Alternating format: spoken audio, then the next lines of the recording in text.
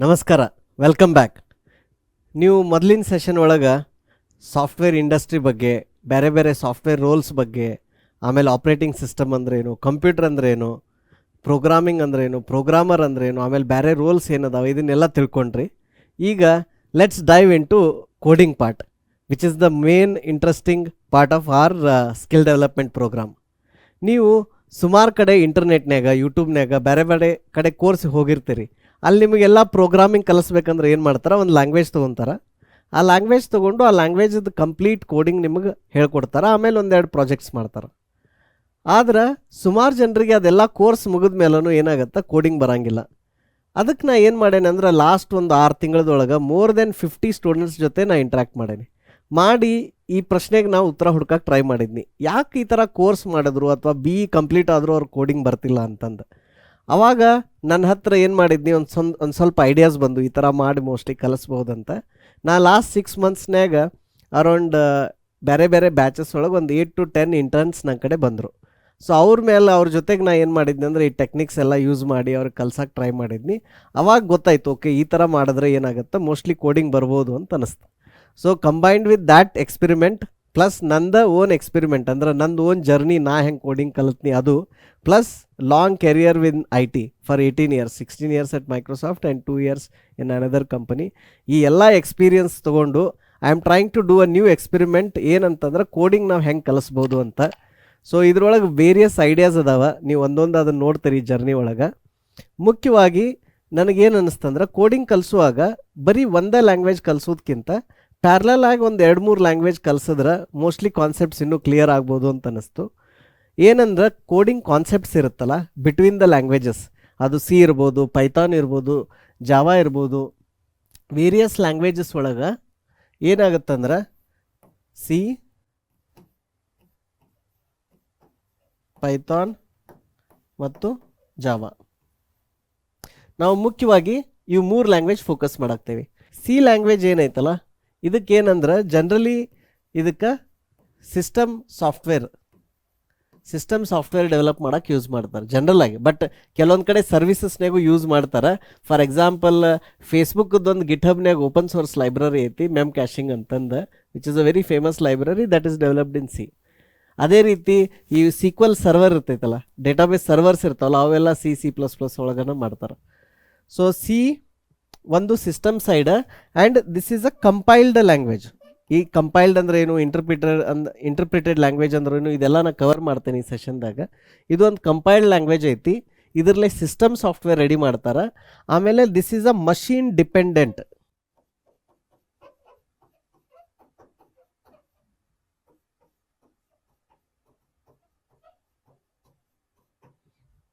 Machine dependent language ಐತಿ. ಆದ್ರೆ C ಒಳಗೆ ಆಬ್ಜೆಕ್ಟ್ ಓರಿಯೆಂಟೆಡ್ ಪ್ರೋಗ್ರಾಮಿಂಗ್ ಇಲ್ಲ. So when it comes to object oriented programming, ಅವಾಗ ನಾವು C++ ಯೂಸ್ ಮಾಡಬೇಕಾಗತ್ತೆ. ಸೊ ನಾವು C ಇಂದ ಶುರು ಮಾಡಿ ಆಬ್ಜೆಕ್ಟ್ ಓರಿಯೆಂಟೆಡ್ ಬಂದಾಗ ಏನು ಮಾಡ್ತೀವಿ, ಕ್ಲಾಸಸ್ ಇದನ್ನೆಲ್ಲ ಯೂಸ್ ಮಾಡುವಾಗ then will switch to C++, which is having object oriented programming. So ಇದು C ಆಯಿತು. ಇದ್ರ ಜೊತೆ modern high level language Python, ಇದ್ರ ಬಗ್ಗೆ ಭಾಳ ಬಜ್ ಕ್ರಿಯೇಟ್ ಆಗೈತಿ. ಯಾರು ನೋಡಿದ್ರು ಪೈಥಾನ್ ಹಾಕ್ತಾರೆ. ಡೇಟಾ ಅನಲೈಟ್ಸ್ ಇರ್ಬೋದು, ಆಮೇಲೆ ಫ್ರಂಟ್ ಎಂಡ್ಗೆ, ಬ್ಯಾಕ್ ಎಂಡ್, ವೇರಿಯಸ್ ಅಪ್ಲಿಕೇಶನ್ಸಿಗೆ ಪೈಥಾನ್ದಾಗ ಡೆವಲಪ್ ಮಾಡಾಕ್ತಾರೆ. ಆ್ಯಂಡ್ ಪೈಥಾನ್ ಇದೇನು ಹೊಸ ಲ್ಯಾಂಗ್ವೇಜ್ ಅಲ್ಲ, it is one of the old languages. Python language open source ಇರೋದ್ರಿಂದ lot of developers around the world ಅದನ್ನು ಕಂಟಿನ್ಯೂಸ್ ಆಗಿ ಅಪ್ಗ್ರೇಡ್ ಮಾಡಾಕ್ತಾರೆ. ಹೀಗಾಗಿ ಲ್ಯಾಂಗ್ವೇಜ್ ಹಿಂದೆ ಬೀಳಾಗ್ತಿಲ್ಲ. ಈಗ ಕೆಲವೊಂದು ಲ್ಯಾಂಗ್ವೇಜ್ ಇರ್ಬೋದು, C ಅಥವಾ ಫೋರ್ಟ್ರಾನ್, ಬೇಸಿಕ್, ಅವು ಲ್ಯಾಂಗ್ವೇಜ್ ಎಲ್ಲ ಏನದು ಎಲ್ಲ ಹಿಂದೆ ಬೀಳುದು, ಯಾಕಂದ್ರೆ ಅದ್ರೊಳಗೆ R&D ಆಗಲಿಲ್ಲ, ಅದ್ರೊಳಗೆ ಅಪ್ಗ್ರೇಡೇಷನ್ ಆಗಲಿಲ್ಲ. ಬಟ್ ಪೈಥಾನ್ ಒಳಗೆ ಏನಾಗ್ತೈತಿ, ಅಪ್ಗ್ರೇಡೇಷನ್ಸ್ ಆಗಾಗ್ತಾವೆ. That is one main thing. ಎರಡನೇದು ಏನಂದ್ರೆ, ಪೈಥಾನದು ರೀಯೂಸಬಲ್ ಲೈಬ್ರರೀಸ್ ಅವು ಭಾಳ ಓಪನ್ ಸೋರ್ಸ್ನಾಗ ಅವೈಲೇಬಲ್ ಅದಾವೆ. ಹಿಂಗಾಗಿ ನಿಮಗೆ ಕೋಡಿಂಗ್ ಏನಾಗುತ್ತೆ, ಕಡಿಮೆ ಆಗುತ್ತೆ. ನಾನು ನಿಮಗೆ ಲಾಸ್ಟ್ ಸೆಷನ್ದಾಗ ಹೇಳಿದ್ನಿ ಏನಂದ್ರೆ, ಓಪನ್ ಸೋರ್ಸಿಂದ ಮತ್ತು ಆಪ್ರೇಟಿಂಗ್ ಸಿಸ್ಟಮ್ದಿಂದ ಹೆಂಗೆ ಪ್ರೋಗ್ರಾಮರ್ ಕೆಲಸ ಇಯರ್ ಆನ್ ಇಯರ್ ಕಡಿಮೆ ಆಗ್ತಿದೆ, ಹೆಂಗೆ ನಮ್ಗೆ ಈಸಿ ಆಗ್ತಿದೆ ಅಪ್ಲಿಕೇಶನ್ ಬಿಲ್ಡ್ ಮಾಡೋಕ್ಕಂತ. ಸೊ ಪೈಥಾನ್ ಏನಂದ್ರೆ ಒಂದು ಇಂಟರ್ಪ್ರಿಟೆಡ್ ಲ್ಯಾಂಗ್ವೇಜ್.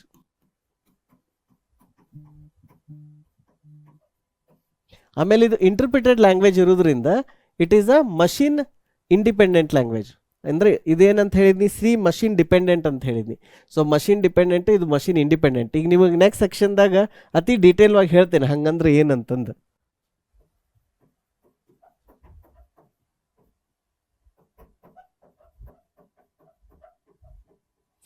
ಮಷಿನ್ ಇಂಡಿಪೆಂಡೆಂಟು ಅಂತಾರ. ಇದಕ್ಕೆ ಇನ್ನೊಂದು ಹೆಸರು ಏನಂತಾರ, ಪೋರ್ಟೇಬಲ್ ಅಂತಾರ.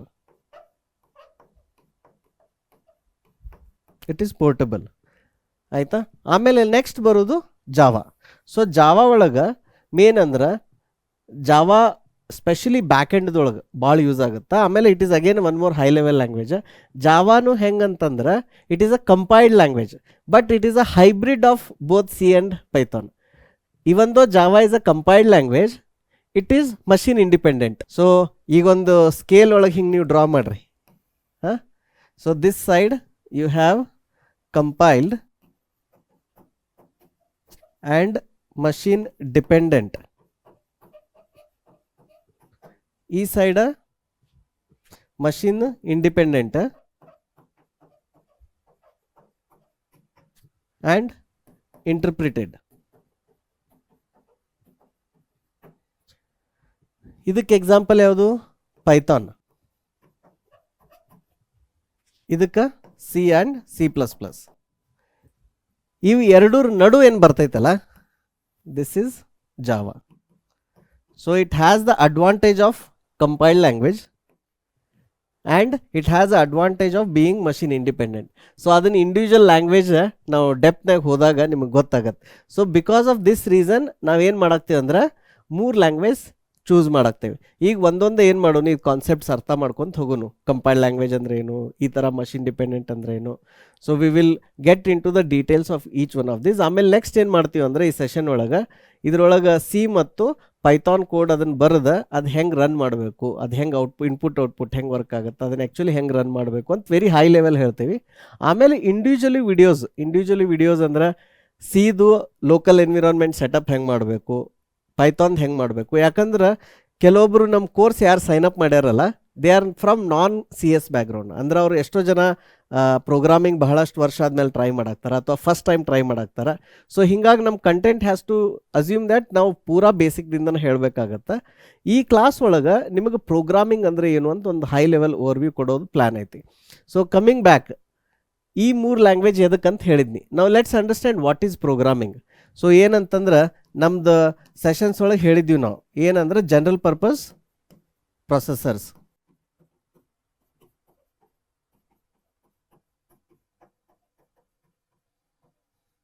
ಜನರಲ್ ಪರ್ಪಸ್ ಪ್ರೊಸೆಸರ್ ಎದಕ್ಕೆ ಬಂದು ಅಂತಂದ್ರೆ, ಮೊದಲು ಇಂಡಸ್ಟ್ರಿ ಒಳಗೆ ಸ್ಪೆಸಿಫಿಕ್ ಪರ್ಪಸಿಗೆ ಮಾಡಿ ಕಂಪ್ಯೂಟರ್ ತಯಾರು ಮಾಡಿದಾಗ ಕಾಸ್ಟ್ ಭಾಳ ಜಾಸ್ತಿ ಆಗ್ತಿತ್ತು. ಆಮೇಲೆ ಆ ಕಂಪ್ಯೂಟರ್ ಬೇರೆ ಎದಕ್ಕೆ ಯೂಸ್ ಮಾಡೋಕೆ ಆಗ್ತಿರ್ಲಿಲ್ಲ.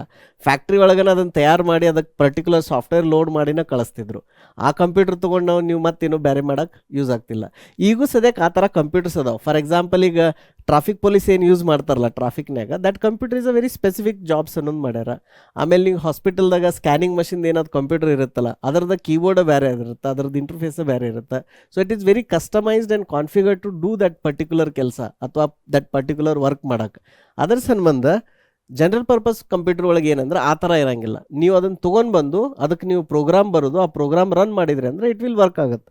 ಸೊ ಈ ಜನರಲ್ ಪರ್ಪಸ್ ಕಂಪ್ಯೂಟರ್ಗೆ ನಿಮ್ಮ ಪ್ರೋಗ್ರಾಮ್ ಇರುತ್ತಲ್ಲ, ನೀವು ಪ್ರೋಗ್ರಾಮ್ ಅಥವಾ ಕೋಡ್ ಬರೋದು, ನೀವೇನು ಮಾಡ್ಬೋದು, ಇದರಿಂದ ಸ್ಪೆಸಿಫಿಕ್ ವರ್ಕ್ ಅಥವಾ ಟಾಸ್ಕ್ಸ್ ನೀವು ಕಂಪ್ಲೀಟ್ ಮಾಡ್ಬೋದು. ಸೊ ನೀವು ಪ್ರೋಗ್ರಾಮಿಂಗ್ ಕಲಿಯಾಗ್ತಿದ್ದು ಎದಕ್ಕಂದ್ರೆ ಈ ಥರ ಒಂದು ಕೋಡ್ ಬರೆಯೋಕೆ, ಪ್ರೋಗ್ರಾಮ್ ಬರೆಯೋಕೆ. ಆಮೇಲೆ ಈಗ ಜನರಲಿ ನೀವೇನು ಸ್ಮಾಲ್ ಅಮೌಂಟ್ ಆಫ್ ಕೋಡಿಗೆ ಬರಿತೀರಿ ಅಥವಾ ಅದೇನು ಬರಿತೀರಿ ಅಲ್ಲ ಪ್ರೋಗ್ರಾಮ್, ಅದಕ್ಕೆ ಪ್ರೋಗ್ರಾಮಿಂಗ್ ಅಂತಾರೆ. But when you package it together, ಇದನ್ನೆಲ್ಲ ಪ್ಯಾಕೇಜ್ ಮಾಡಿ ಒಂದು ಬಂಡಲ್ ಮಾಡಿದಾಗ ಇದಕ್ಕೆ ಏನಂತಾರೆ, ಸಾಫ್ಟ್ವೇರ್ ಅಂತಾರೆ. Basically this term came from hardware. ಈಗೇನು ಹಾರ್ಡ್ವೇರ್ ಮೊದಲು ಇರ್ತಿತ್ತಲ್ಲ ಅದಕ್ಕೆಲ್ಲ ಹಾರ್ಡ್ವೇರ್ ಅಂತಿದ್ರೆ, ಆ ಹಾರ್ಡ್ವೇರ್ ಒಳಗೆ ಇವೆಂಚುಲಿ ಏನೇನೈತಿ ಈ ಥರ ಪ್ರೋಗ್ರಾಮ್ ಲೋಡ್ ಮಾಡಕತ್ರ. ಸೊ ಸಮ್ವೇರ್ ಇನ್ 1950 ಜಾನ್ ಅಂತ ಒಬ್ರು ಏನಂತ ಹೊಸ ಟರ್ಮ್ ಕಂಡುಹಿಡಿದ್ರೆ, ಏನಂದ್ರೆ ಓಕೆ ಇದೇನು ನಾವು ಇನ್ಸ್ಟ್ರಕ್ಷನ್ಸ್ ಲೋಡ್ ಮಾಡಾಕ್ತಿಲ್ಲ, ಇದಕ್ಕೆ ಲೆಟ್ಸ್ ಕಾಲ್ ಇಟ್ ಸಾಫ್ಟ್ವೇರ್ ಅಂತಂದು. So that is how this term came in around 1950.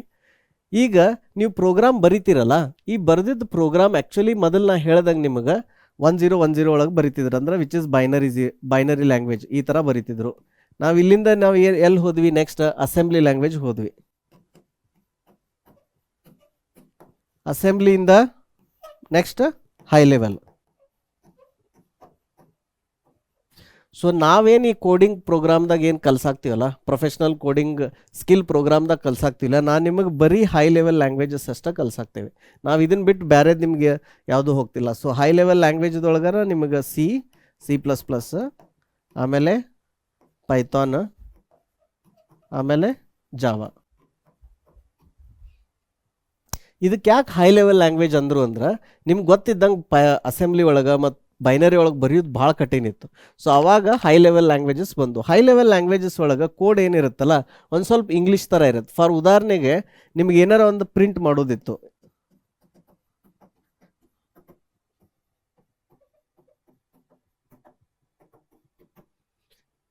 ಈ ಥರ ಇರುತ್ತೆ. ಸೊ ನಿಮಗೆ ಗೊತ್ತಾಗುತ್ತೆ ಇದನ್ನೇನಂದ್ರೆ ಇದು ಪ್ರಿಂಟ್ ಎಫ್ ಅಂದರೆ ಇದು ಮೋಸ್ಟ್ಲಿ ಪ್ರಿಂಟ್ ಮಾಡಾಕ್ತೈತೇನೋ. ಆಮೇಲೆ ಇಲ್ಲಿ ಕೋಡ್ಸ್ ಒಳಗೆ ಏನೋ ಒಂದು ಸ್ಟ್ರಿಂಗ್ ಬರ್ದೇರಿ. ಸೊ ಈ ಲೈನ್ ಎದ್ರೊಳಗೆ ಅಂದರೆ ಇದು ಸಿ ಒಳಗೆ.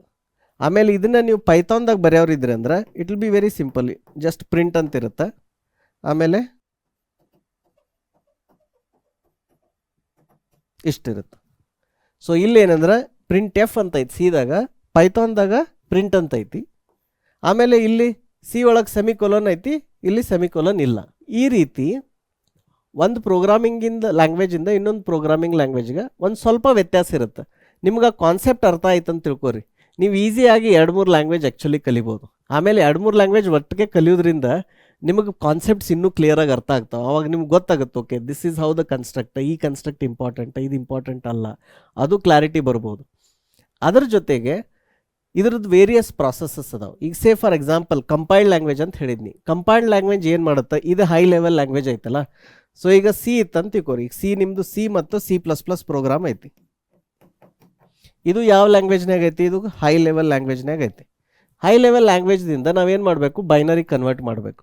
ಸೊ ಕನ್ವರ್ಟ್ ಮಾಡ್ಬೇಕಂದ್ರೆ ಇಲ್ಲಿ ಏನು ಯೂಸ್ ಆಗುತ್ತೆ, ಒಂದು ಸ್ಪೆಷಲೈಸ್ಡ್ ಸಾಫ್ಟ್ವೇರ್ ಯೂಸ್ ಆಗುತ್ತೆ. ಆ ಸಾಫ್ಟ್ವೇರ್ಗೆ ಏನಂತಾರಂದ್ರೆ ಕಂಪೈಲರ್ ಅಂತಾರೆ. ಇದು ಕಂಪೈಲರ್ ಏನು ಮಾಡುತ್ತಾ, ಈ ಹೈ ಲೆವೆಲ್ ಲ್ಯಾಂಗ್ವೇಜನ್ನು ಬೈನರಿ ಕನ್ವರ್ಟ್ ಮಾಡುತ್ತೆ. ಸೊ ವಿಂಡೋಸ್ ಮಷಿನ್ಯಾಗ ನೀವು ಈ ಥರ ಒಂದು C++ ಪ್ರೋಗ್ರಾಮ್ ಕಂಪೈಲ್ ಮಾಡಿ ಬೈನರಿ ಕನ್ವರ್ಟ್ ಮಾಡ್ತೀರಲ್ಲ, ಅವಾಗ ಒಂದು ಅಪ್ಲಿಕೇಶನ್ ಕ್ರಿಯೇಟ್ ಆಗುತ್ತೆ. ಆ ಅಪ್ಲಿಕೇಶನ್ದ ಎಕ್ಸ್ಟೆನ್ಷನ್ .exe ಇರ್ತೈತೆ. ನಾ ಇದನ್ನು ನಿಮಗೆ ಡೆಮೋ ಮಾಡಿ ತೋರಿಸ್ತೇನೆ, ಆ ಫೈಲು ಓಪನ್ ಮಾಡಿ ತೋರಿಸ್ತೇನೆ ನಿಮ್ಗೆ ಅದು ಹೆಂಗೆ ಕಾಣುತ್ತಂತ. ಈ ಪ್ರಾಸೆಸ್ಗೆ ಇದೇನು ಫುಲ್ ಪ್ರಾಸೆಸ್ ಐತಲ್ಲ, ಈ ಪ್ರಾಸೆಸ್ಗೆ ಏನಂತಾರಂದ್ರೆ ಕಂಪೈಲೇಷನ್ ಅಂತಾರೆ. ಕಂಪೈಲೇಷನ್ ಈ ಥರ ಮಾಡು ಸಾಫ್ಟ್ವೇರ್ ಇರ್ತೈತ್ಲ, ಈ ಹೈ ಲೆವೆಲ್ ಲ್ಯಾಂಗ್ವೇಜ್ ತೊಗೊಂಡು ಬೈನರಿ ಕನ್ವರ್ಟ್ ಮಾಡುವುದು ಏನು ಟೂಲ್ ಇರ್ತೈತಿ, ಅಥವಾ ದಿಸ್ ಕಂಪೈಲರ್ ಅನ್ನೋದು ಇದು ಒಂದು ಸಾಫ್ಟ್ವೇರನ್ನ, ಇದಕ್ಕೆ ಸಾಫ್ಟ್ವೇರ್ ಅನ್ಬೋದು, ನೀವು ಟೂಲ್ ಅನ್ಬೋದು, ಆಯಿತಾ. ಈ ಸಾಫ್ಟ್ವೇರ್ಗೆ ಕಂಪೈಲರ್ ಅಂತಾರೆ. ಈ ಕಂಪೈಲರಿಗೆ ಬೇರೆ ಬೇರೆ ಕಂಪ್ನಿದವ್ರು ಈ ಕಂಪೈಲರ್ ಕೊಡ್ತಾರೆ. ಮೈಕ್ರೋಸಾಫ್ಟ್ದು ಕಂಪೈಲರ್ ಅದಾವ, ಓಪನ್ ಸೋರ್ಸ್ ಕಂಪೈಲರ್ಸ್ ಅದಾವ, ಮತ್ತು ಈ ಥರ ಬೇರೆ ಬೇರೆ ಕಂಪೈಲರ್ಸ್ ಮಾಡ್ತಾರೆ. ಬಟ್ ಬಿಹೈಂಡ್ ದ ಸೀನ್ ಏನಾಗತ್ತೈತೆ ಅಂತ ನೀವು ನೆನಪಿಟ್ಕೋರಿ. ನಾನು ನಿಮಗೆ ಆಪ್ರೇಟಿಂಗ್ ಸಿಸ್ಟಮ್ ಹೇಳುವಾಗ ಒಂದು ಆಪ್ರೇಟಿಂಗ್ ಸಿಸ್ಟಮ್ದು ಒಂದು ಬ್ಲಾಕ್ ಡಯಾಗ್ರಾಮ್ ಕೊಟ್ಟಿದ್ನಿ. ಸೊ ಆ ಬ್ಲಾಕ್ ಡಯಾಗ್ರಾಮ್ ಪ್ರಕಾರ ಅರ್ಥ ಮಾಡ್ಕೊಡ್ರಿ. ಏನಂದ್ರೆ ನಿಮ್ದು ಇಲ್ಲಿ ಕೆಳಗೆ ಹಾರ್ಡ್ವೇರ್ ಐತಿ, ಕಂಪ್ಯೂಟರ್ದು ಹಾರ್ಡ್ವೇರ್ ಐತಿ. ಇದು ಹಾರ್ಡ್ವೇರ್ ಮೇಲೆ ನೆಕ್ಸ್ಟ್ ಏನೈತಿ, ಆಪ್ರೇಟಿಂಗ್ ಸಿಸ್ಟಮ್ ಐತಿ. ಆಪ್ರೇಟಿಂಗ್ ಸಿಸ್ಟಮ್ ಒಳಗೆ ಎಲ್ಲ ಕಾಂಪೊನೆಂಟ್ಸ್ ಅಂದರೆ ನಿಮ್ದು ಇನ್ಪುಟ್ ಡಿವೈಸ, ಔಟ್ಪುಟ್ ಡಿವೈಸ, ಫೈಲ್ ಸಿಸ್ಟಮ್, ಇದು ಎಲ್ಲದ್ರದ್ದು ಏನಂದ್ರೆ APIs ಅದ ಇದ್ರೊಳಗೆ, ಅಪ್ಲಿಕೇಶನ್ ಪ್ರೋಗ್ರಾಮೇಬಲ್ ಇಂಟರ್ಫೇಸಸ್ ಅಂತಾರೆ. ಇದ್ರ ಮ್ಯಾಲೆ ನಿಮ್ಮದು ಈಗ ನೀವೇನೊಂದು ಕೋಡ್ ಬರೆದ್ರಲ್ಲ, ನೀವೇನು ಕೋಡ್ ಅಥವಾ ಸಾಫ್ಟ್ವೇರ್ ಬರೆದ್ರಲ್ಲ, ಅದು ಕಂಪೈಲ್ ಮಾಡಿದ್ದು ಅದು ಇಲ್ಲಿರ್ತೈತಿ. ಈಗ ನಾ ಯಾವಾಗ ಪ್ರಿಂಟ್ ಎಫ್ ಅಂತ ಹೇಳಿದ್ನಲ್ಲ, ಪ್ರಿಂಟ್ ಎಫ್ ಅಂತ ಹೇಳಿದ್ದು ಇದು ಒಂದು API ಅಥವಾ ಇದು ಒಂದು ಸ್ಟ್ಯಾಂಡರ್ಡ್ ಲೈಬ್ರರಿ ಫಂಕ್ಷನ್ ಅಂತಾರೆ. ಅದು ಏನು ಮಾಡುತ್ತಾ, ನೀವು ಯಾವಾಗ ಸಿ ಕಂಪೈಲರ್ ಇನ್ಸ್ಟಾಲ್ ಮಾಡಿದ್ರಲ್ಲ, ಅವಾಗ ಆ ಲೈಬ್ರರಿನೂ ನಿಮ್ಮ ಮಷಿನಿಗೆ ಇಂಟರ್ನೆಟ್ಟಿಂದ ಡೌನ್ಲೋಡ್ ಆಗಿ ಇನ್ಸ್ಟಾಲ್ ಆಗಿರುತ್ತೆ ಅಥವಾ ಕಾಪಿ ಆಗಿರುತ್ತೆ. ಸೊ ಆ ಲೈಬ್ರರಿನೂ ಇಲ್ಲೇ ಇರುತ್ತೆ. ಈ ಲೈಬ್ರರಿ ಏನು ಮಾಡುತ್ತಂದ್ರೆ ಆಪ್ರೇಟಿಂಗ್ ಸಿಸ್ಟಮ್ದು API ಯೂಸ್ ಮಾಡುತ್ತೆ. ನೀವು ಯಾವಾಗ ಪ್ರಿಂಟ್ ಎಫ್ ಅಂತ ಹೇಳಿ ಯಾವಾಗ ಅದು ಹೆಸರು ಅಥವಾ ನಮಸ್ತೆ ಅನ್ಬೋದು, ಹೆಲೋ ಅನ್ಬೋದು, ನೀವೇನು ಸ್ಟ್ರಿಂಗ್ ಕೊಡ್ತೀರಲ್ಲ, ಆ ಕ್ಯಾರೆಕ್ಟರ್ಸನ್ನ ಏನು ಮಾಡುತ್ತದು ಆಪ್ರೇಟಿಂಗ್ ಸಿಸ್ಟಮ್ ಪಾಸ್ ಮಾಡುತ್ತೆ. ಆಪ್ರೇಟಿಂಗ್ ಸಿಸ್ಟಮ್ ಏನು ಗೊತ್ತಿರುತ್ತಂದ್ರೆ, ಓಕೆ ಈ ಸ್ಟ್ರಿಂಗನ್ನು ನಾ ಔಟ್ಪುಟ್ ಡಿವೈಸ್ ಯಾವುದು, ನಮ್ಮದು ಸ್ಕ್ರೀನ್, ಆ ಸ್ಕ್ರೀನಿಗೆ ಇದನ್ನು ರೈಟ್ ಮಾಡ್ಬೇಕಂತ ಗೊತ್ತಾಗುತ್ತೆ. ಸೊ ಅದು ಆಟೋಮೆಟಿಕ್ಲಿ ಔಟ್ಪುಟ್ ಡಿವೈಸಿಗೆ ಅದು ಯಾವುದೊಂದು ನಿರ್ದಿಷ್ಟ ಲೊಕೇಶನ್ ಇರುತ್ತಲ್ಲ, ಆ ಲೊಕೇಶನ್ ಒಳಗೆ ನಮಸ್ತೆ ಅಂತ ರೈಟ್ ಮಾಡುತ್ತೆ. ನಾವೇನಾರ ಇದನ್ನು ಯೂಸ್ ಮಾಡಿರಲಿಲ್ಲ, API ಯೂಸ್ ಮಾಡಿರಲಿಲ್ಲ ಮತ್ತು ಆಪ್ರೇಟಿಂಗ್ ಸಿಸ್ಟಮ್ ಯೂಸ್ ಮಾಡಿಲ್ಲ ಅಂದ್ರೆ ಬರೀ ಇದು ನಮಸ್ತೆ ಅಂತ ಪ್ರಿಂಟ್ ಮಾಡೋಕೆ ನಮಗೆ 200-300 ಲೈನ್ ಕೋಡ್, ಅಷ್ಟು ದೊಡ್ಡದು ಕೋಡ್ ಬರಿಬೇಕಾಗ್ತಿತ್ತು. ಆದ್ರೆ ಆಪ್ರೇಟಿಂಗ್ ಸಿಸ್ಟಮ್ ಇದ್ದಿದ್ದಕ್ಕೆ ಅದು ಸ್ಟ್ಯಾಂಡರ್ಡ್ ಲೈಬ್ರರಿ ಇದ್ದಿದ್ದಕ್ಕೆ ಬರೀ ಒಂದೇ ಲೈನ್ದಾಗನ ನಮ್ದು ಕೆಲಸ ಆಗ್ತೈತಿ. ಈ ಥರ ಮಾಡೋದ್ರಿಂದ ಏನಾಗ್ತೈತೆ ಅಂದ್ರೆ ಸಾಫ್ಟ್ವೇರ್ ಡೆವಲಪ್ಮೆಂಟ್ ಫಾಸ್ಟಾಗಿ ಆಗ್ತೈತೆ ಮೊದಲಿನಕ್ಕಿಂತಲೂ. ನಿಮಗಿದು ಇನ್ನೊಂದು ಸರಿ ರಿಪೀಟ್ ಮಾಡ್ತೇನೆ. ನಾವೇನು ಮಾಡಿದ್ವಿ ಅಂದ್ರೆ ಒಂದು ಹೈ ಲೆವೆಲ್ ಲ್ಯಾಂಗ್ವೇಜ್ನಾಗ ಕೋಡ್ ಬರೋದು, ಕಂಪೈಲರ್ ಯೂಸ್ ಮಾಡಿ ಅದರದ್ದು ಬೈನರಿ ಫಾರ್ಮ್ದಾಗ ರೆಡಿ ಮಾಡಿದ್ವಿ. ಆ ಬೈನರಿ ಫಾರ್ಮ್ದಾಗ ಎಲ್ಲ ಡೀಟೇಲ್ಸ್ ಇರ್ತೈತಿ. ಇದು ಲೈಬ್ರರಿ ಹೇಳಿದ್ನಲ್ಲ, ಈ ಲೈಬ್ರರಿನೂ ಇರ್ತೈತೆ ಅದ್ರಾಗ. ಸೊ ಆಟೋಮೆಟಿಕ್ಲಿ ಯಾವಾಗ ಅದನ್ನು ಆಪ್ರೇಟಿಂಗ್ ಸಿಸ್ಟಮ್ ಆ ಪ್ರಾಸೆಸ್ ಲೋಡ್ ಮಾಡುತ್ತಲ್ಲ ಅವಾಗ ಅದು ಗೊತ್ತಾಗುತ್ತೆ, ಓಕೆ ಇದು ಇನ್ಸ್ಟ್ರಕ್ಷನ್ ಐತಿ, ಅದನ್ನು ಈ ಥರ ನಾ ಪ್ರಿಂಟ್ ಮಾಡ್ಬೇಕಂತಂದು. ಈ ಎಕ್ಸಿಕ್ಯೂಟೇಬಲ್ ಏನು ಕ್ರಿಯೇಟ್ ಆಗುತ್ತಲ್ಲ ಇಲ್ಲಿ, ಇದು ಏನಂದ್ರೆ ಈಗ ನಾವು ವಿಂಡೋಸ್ ಮಷಿನ್ದಾಗ ಕಂಪೈಲ್ ಮಾಡಿದ್ನಿ ಅಂದ್ರೆ ಇದನ್ನ ಹೋಗಿ ವಿಂಡೋಸ್ ಮಷಿನ್ದಾಗನ ರನ್ ಮಾಡಬೇಕು. ಲೈನೆಕ್ಸ್ನ್ಯಾಗ ಮಾಡಿದ್ನಿ ಅಂದ್ರೆ ಲೈನೆಕ್ಸ್ನ್ಯಾಗ ರನ್ ಮಾಡಬೇಕು. ಆ್ಯಂಡ್ರಾಯ್ಡ್ದಾಗ ಮಾಡಿದ್ನಿ ಅಂದ್ರೆ ಆ್ಯಂಡ್ರಾಯ್ಡ್ದಾಗ ಮಾಡಬೇಕು. ಆಪ್ರೇಟಿಂಗ್ ಸಿಸ್ಟಮ್ ಚೇಂಜ್ ಆದ್ರೆ ವರ್ಕ್ ಆಗಲ್ಲ. ಯಾಕಾಗಲ್ಲ ಅಂದ್ರೆ ಈ ಕನ್ಫ್ಯೂಷನ್ ಭಾಳ ಮಂದಿಗೆ ಐತಿ. ಇದನ್ನ ಲಕ್ಷ ಕೊಟ್ಟು ಕೇಳ್ರಿ. ಏನಂದ್ರೆ ನಾನು ನಿಮ್ಗೆ ಹೇಳಿದ್ನಲ್ಲ, ಇಲ್ಲಿ ಇದ್ರದ್ದು ಸ್ಟ್ಯಾಂಡರ್ಡ್ ಲೈಬ್ರರಿ ಐತಂತ.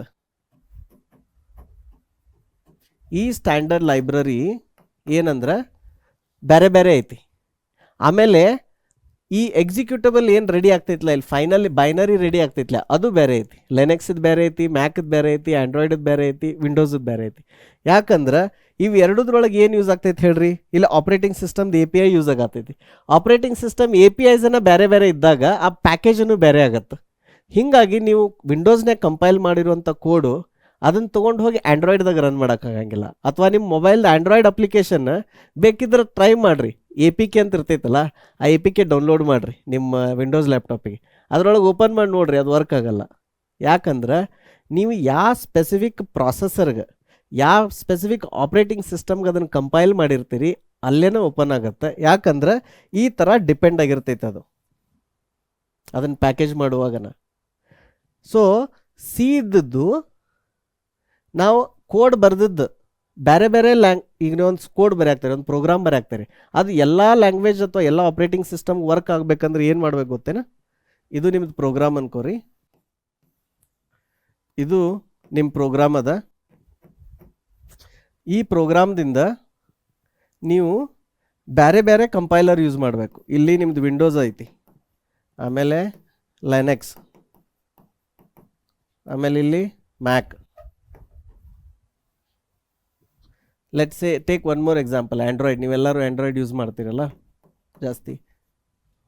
ಇವೆಲ್ಲ ಪ್ಲ್ಯಾಟ್ಫಾರ್ಮ್ಗೆ ಇದ್ರದ್ದೇ ಆದಂಥ ಕಂಪೈಲರ್ ಐತಿ. ಸೊ ವಿಂಡೋಸ್ ಮಷಿನ್ದು ಅದರದ್ದು ಕಂಪೈಲರ್ ಬೇರೆ ಸಿಗುತ್ತೆ, ಲೈನೆಕ್ಸ್ದು ಇದ್ರದ್ದು ಕಂಪೈಲರ್ ಬೇರೆ ಐತಿ, ಮ್ಯಾಕ್ದು ಇದ್ರದ್ದು ಕಂಪೈಲರ್ ಬೇರೆ ಐತಿ, ಸಿಮಿಲರ್ಲಿ ಆ್ಯಂಡ್ರಾಯ್ಡ್ದು. ಈ ಬರೆದಿರೋ ಪ್ರೋಗ್ರಾಮ ಈ ಬೇರೆ ಬೇರೆ ಕಂಪೈಲರ್ ತಗೊಂಡು ಫೈನಲ್ ನಿಮ್ಮದು ಇಲ್ಲಿ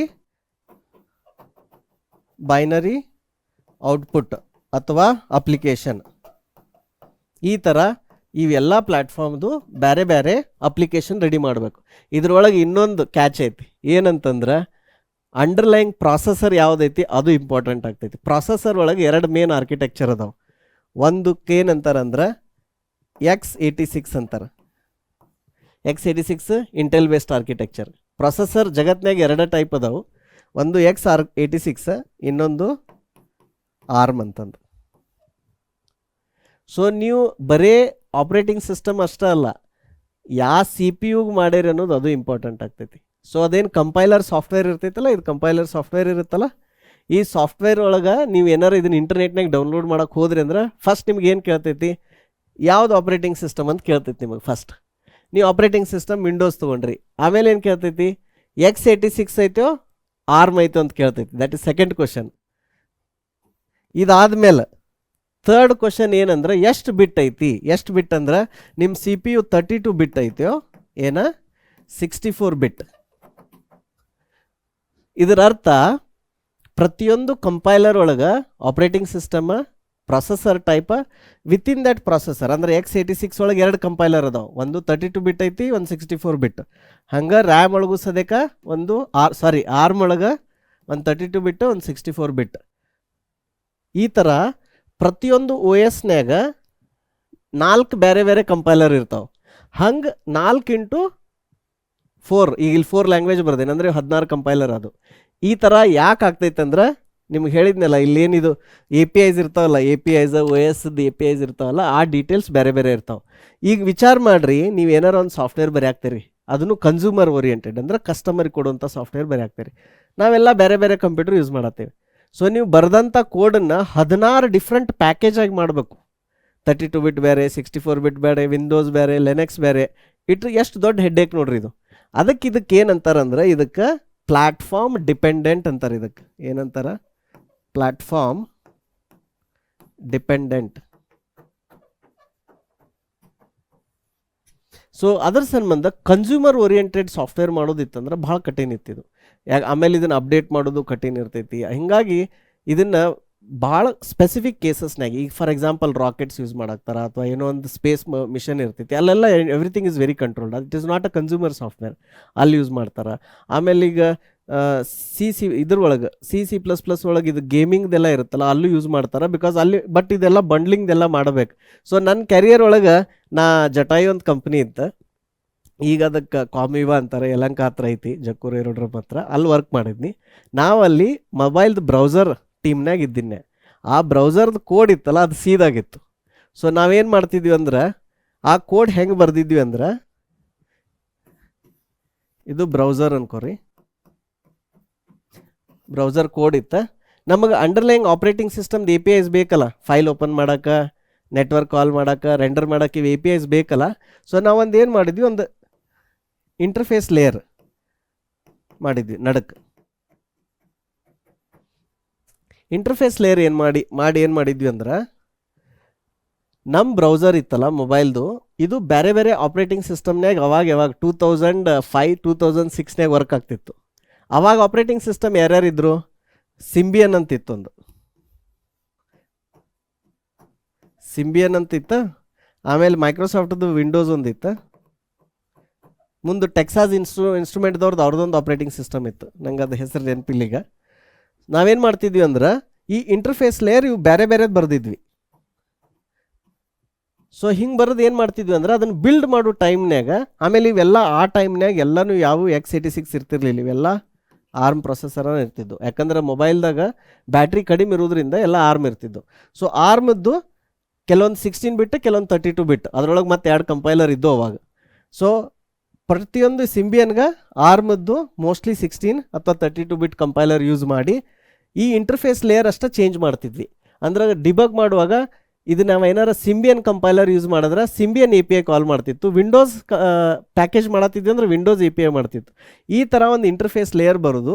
ಈ ಥರ ಒಂದು ಏನು ಮಾಡ್ತಿದ್ವಿ, ಪ್ಯಾಕೇಜ್ ರೆಡಿ ಮಾಡ್ತಿದ್ವಿ. ಕೋಡ್ ಬರೆಯುವಾಗ ಹಿಂಗೆ ಬರ್ದಿರ್ತಿದ್ವಿ, ಬಟ್ ಅದನ್ನು ಕಂಪೈಲ್ ಮಾಡುವಾಗ ಆ ಥರ ಕಂಡೀಷನ್ಸ್ ಹಾಕಿ ಕಂಪೈಲ್ ಮಾಡಿ ಈ ಥರ ಬೇರೆ ಬೇರೆ, ಇದ್ರದ್ದು ಒಂದು ಔಟ್ಪುಟ್ ಬೇರೆ, ಇದ್ರದ್ದು ಔಟ್ಪುಟ್ ಬೇರೆ, ಇದ್ರದ್ದು ಔಟ್ಪುಟ್ ಬೇರೆ, ಈ ಥರ ಮಾಡ್ತಿದ್ವಿ. ಸೊ ಇದೇನಂದ್ರೆ ಇದ್ರೊಳಗೆ ಭಾಳ ಟೈಮ್ ವೇಸ್ಟ್ ಆಗುತ್ತೆ. ಆಮೇಲೆ ರಿಪಿಟೇಟಿವ್ ವರ್ಕ್, ಆಮೇಲೆ ಒಂದು ಬಗ್ ಇಲ್ಲಿ ಫಿಕ್ಸ್ ಮಾಡಿದ್ರೆ ಮತ್ತೆ ಹೋಗಿ ಅಲ್ಲೂ ಮಾಡಬೇಕು.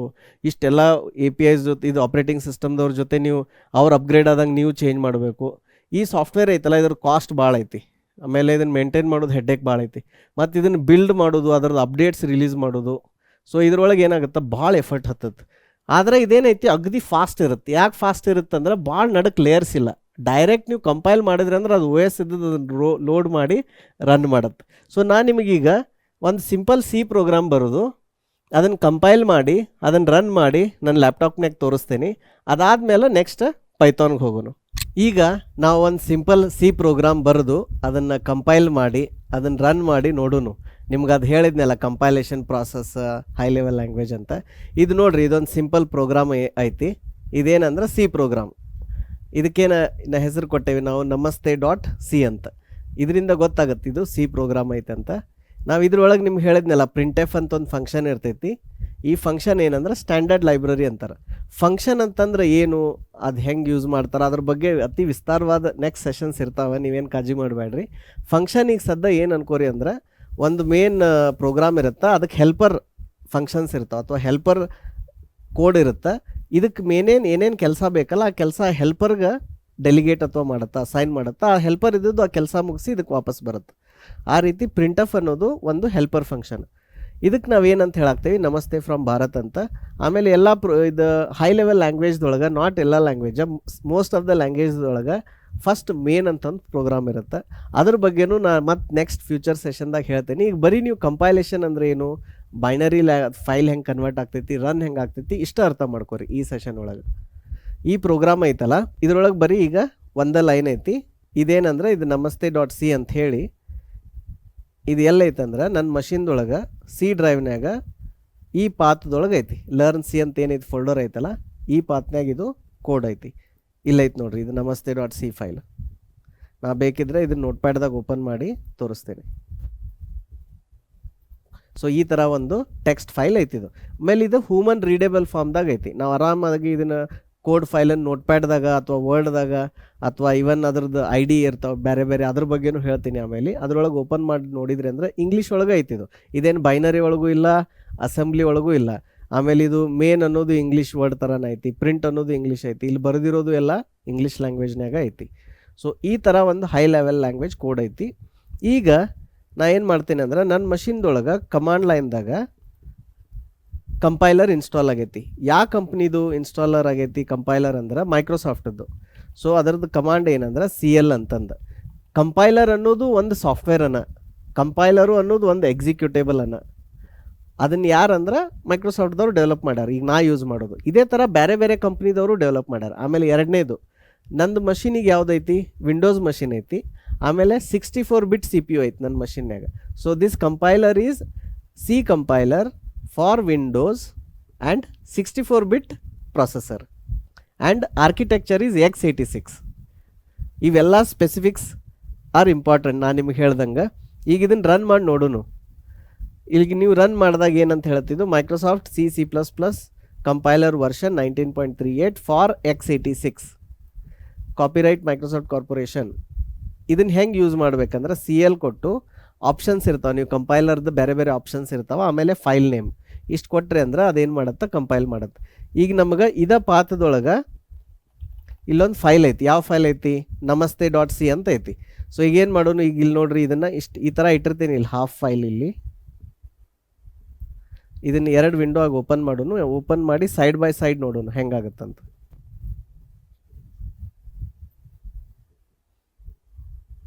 ಓಕೆ, ಸೊ ಈ ವಿಂಡೋದಾಗ ಏನೈತಿ, ಕಂಪೈಲರ್ ರನ್ ಮಾಡೋದೀನಿ ಕಮಾಂಡ್ ಲೈನ್ದಾಗ.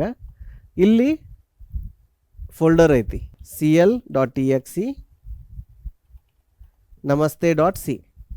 ಇದನ್ನ ಹೊಡೆದ ತಕ್ಷಣ ಈಗ ಏನಾಗಬೇಕು, ನಾನು ನಿಮ್ಗೆ ಹೇಳ್ದಂಗೆ ಇದು ಫೈಲ್ ಹೈ ಲೆವೆಲ್ ಇದ್ದದ್ದು ಕಂಪೈಲರ್ ರನ್ ಆಗಿ ಬೈನರಿ ಫೈಲ್ ಕ್ರಿಯೇಟ್ ಆಗುತ್ತೆ, exe ಕ್ರಿಯೇಟ್ ಆಗುತ್ತೆ. ಆಮೇಲೆ ಕಂಪೈಲೇಷನ್ ಪ್ರಾಸೆಸ್ ರನ್ ಆಗುತ್ತೆ. ಅಬ್ಸರ್ವ್ ಮಾಡಿರಿ, ನಾ ಇಲ್ಲಿ ಎಂಟರ್ ಹೊಡಿತೀನಿ. ಆಮೇಲೆ ಇಲ್ಲಿ ನೋಡ್ರಿ, ಇಲ್ಲಿ ಏನು ಚೇಂಜಸ್ ಆಗ್ತಾವೆ ಈ ಫೋಲ್ಡರ್ನಾಗಂತ. ಸೊ ಆಟೋಮೆಟಿಕ್ಲಿ ಫಸ್ಟ್ ಏನಂದ್ರೆ .obj ಫೈಲ್ ಕ್ರಿಯೇಟ್ ಆಗುತ್ತೆ, ಆಬ್ಜೆಕ್ಟ್ ಫೈಲ್ ಕ್ರಿಯೇಟ್ ಆಗುತ್ತೆ. ಆಮೇಲೆ ಅಲ್ಲಿಂದ exe ಫೈಲ್ ಕ್ರಿಯೇಟ್ ಆಗುತ್ತೆ. ಇದು ಒಂದು ಇಂಟರ್ಮೀಡಿಯೇಟ್ ಸ್ಟೆಪ್. .obj ಕ್ರಿಯೇಟ್ ಆಗುತ್ತಲ್ಲ, ಇದು ಒಂದು ಇಂಟರ್ಮೀಡಿಯೇಟ್ರಿ ಸ್ಟೆಪ್. ಸೊ ಈಗ ಇದು exe ಐತಲ್ಲ, ಇದನ್ನು ಇಲ್ಲಿಂದ ರನ್ ಮಾಡಿ ನೋಡೋಣ. ಅದರ ಹೆಸರು, ಈ ಫೈಲ್ ಹೆಸರು namaste.exe ಐತಲ್ಲ, ಇದನ್ನು ಇಲ್ಲಿ ಅದರ ಹೆಸರು ಟೈಪ್ ಮಾಡಿ ನೀವು ಎಂಟರ್ ಮಾಡಿದ್ರಿ ಅಂದ್ರೆ ಆ ಪ್ರೋಗ್ರಾಮ್ ರನ್ ಆಗುತ್ತೆ. ಸೊ ರನ್ ಆಯ್ತಂದ್ರೆ ನಮ್ಗೇನು ಬರುತ್ತೆ, ನಾವು ಅಲ್ಲಿ ಏನು ಪ್ರಿಂಟ್ ಮಾಡಂತ ಹೇಳಿದ್ವಲ್ಲ ಅದು ಬರುತ್ತೆ. ಸೊ ನಮಸ್ತೆ ಫ್ರಾಮ್ ಭಾರತ್ ಅಂತ ಬಂತಿಲ್ಲ. ಈಗ ಇದನ್ನ ಫೈಲ್ ಓಪನ್ ಮಾಡಿ ನೋಡೋಣ ನಾವು ಈ ಫೈಲ್ ಒಳಗೆ ಏನೈತೆ ಅಂತಂದು. ಸೊ ಇದು ನೋಡ್ರಿ, ಇದು ಆಬ್ಜೆಕ್ಟ್ ಫೈಲ್ ಐತಿ. ಇದ್ರೊಳಗೂ ನಮ್ಗೇನು ಗೊತ್ತಾಗ್ತಿಲ್ಲ, ಯಾಕಂದ್ರೆ ಇದು ಬೈನರಿ ಫೈಲ್ ಐತಿ. ಅದನ್ನ ಇಲ್ಲಿ ಲೋಡ್ ಮಾಡಿದಾಗ ನೋಟ್ಪ್ಯಾಡ್ಗೆ ಗೊತ್ತಾಗ್ತಿಲ್ಲ ಇದು ಏನೇನೈತೆ ಅಂತ. ಅದಕ್ಕೆ ಅದೇನು ಮಾಡಾಕ್ತೈತಿ, ಸಮ್ ಗಾರ್ಬೇಜ್ ಕ್ಯಾರೆಕ್ಟರ್ಸ್ ತೋರ್ಸಾಕ್ತೈತಿ. ಇದೇ ರೀತಿ exe ಫೈಲ್ ಓಪನ್ ಮಾಡಿ ನೋಡ್ರಿ. ಈಗ ಇದು ಫೈಲು ನಮಗೆ ಗೊತ್ತಾಗ್ತಿಲ್ಲ, ಬಿಕಾಸ್ ಇದು ಬೈನರಿ ಒಳಗೈತಿ. ಇದು ಏನಂದ್ರೆ ಇದು ಕಂಪ್ಯೂಟರ್ಗೆ ಅಥವಾ CPU ಅಷ್ಟೇ ಗೊತ್ತಾಗುತ್ತೆ ಇದು ಏನೈತಿ, ಇದನ್ನ ಹೆಂಗೆ ರನ್ ಮಾಡಬೇಕು ಅಂತಂದು. ನೀವು ಕೇಳ್ಬೋದಲ್ಲ, ಬರೀ ಪ್ರಿಂಟ್ ಮಾಡೋಕೆ ಇಷ್ಟು ಯಾಕೆ ಲೈನ್ ಆಫ್ ಕೋಡ್ ಐತ್ರಿ ಅಂತಂದು. ಅಂದರೆ ಇದ್ರೊಳಗೆ ನೋಡ್ರಿ 211 ಲೈನ್ ಅದಾವ ಟೋಟಲ್. ಸೊ ಯಾಕೈತಂದ್ರೆ ಇದ್ರೊಳಗೆ ಎಲ್ಲ ಇನ್ಫಾರ್ಮೇಷನ್ ಐತೆ. ಅಂದ್ರೆ ಅದು ಯಾವ್ದು OS ದಿಂದ ಲೈಬ್ರರಿ ಯೂಸ್ ಮಾಡಾಕ್ತೀವಿ ಅದ್ರದ್ದು ಕೋಡು, ಆಮೇಲೆ ಇದು ನಿಮ್ಮ ಕೋಡು, ಆಮೇಲೆ ಇದನ್ನು ಹೆಂಗೆ ಅದಕ್ಕೆ ಲೋಡ್ ಮಾಡಬೇಕು, ಆಮೇಲೆ ಇದು ಪ್ರಿಂಟ್ ಅಂತ ನಾವು ಬರೆದಿದ್ವಿಲ್ಲ ಆ ಇನ್ಸ್ಟ್ರಕ್ಷನ್ ಒಂದು ಬೇರೆ ಸೆಗ್ಮೆಂಟ್ನಾಗ ಇರುತ್ತೆ.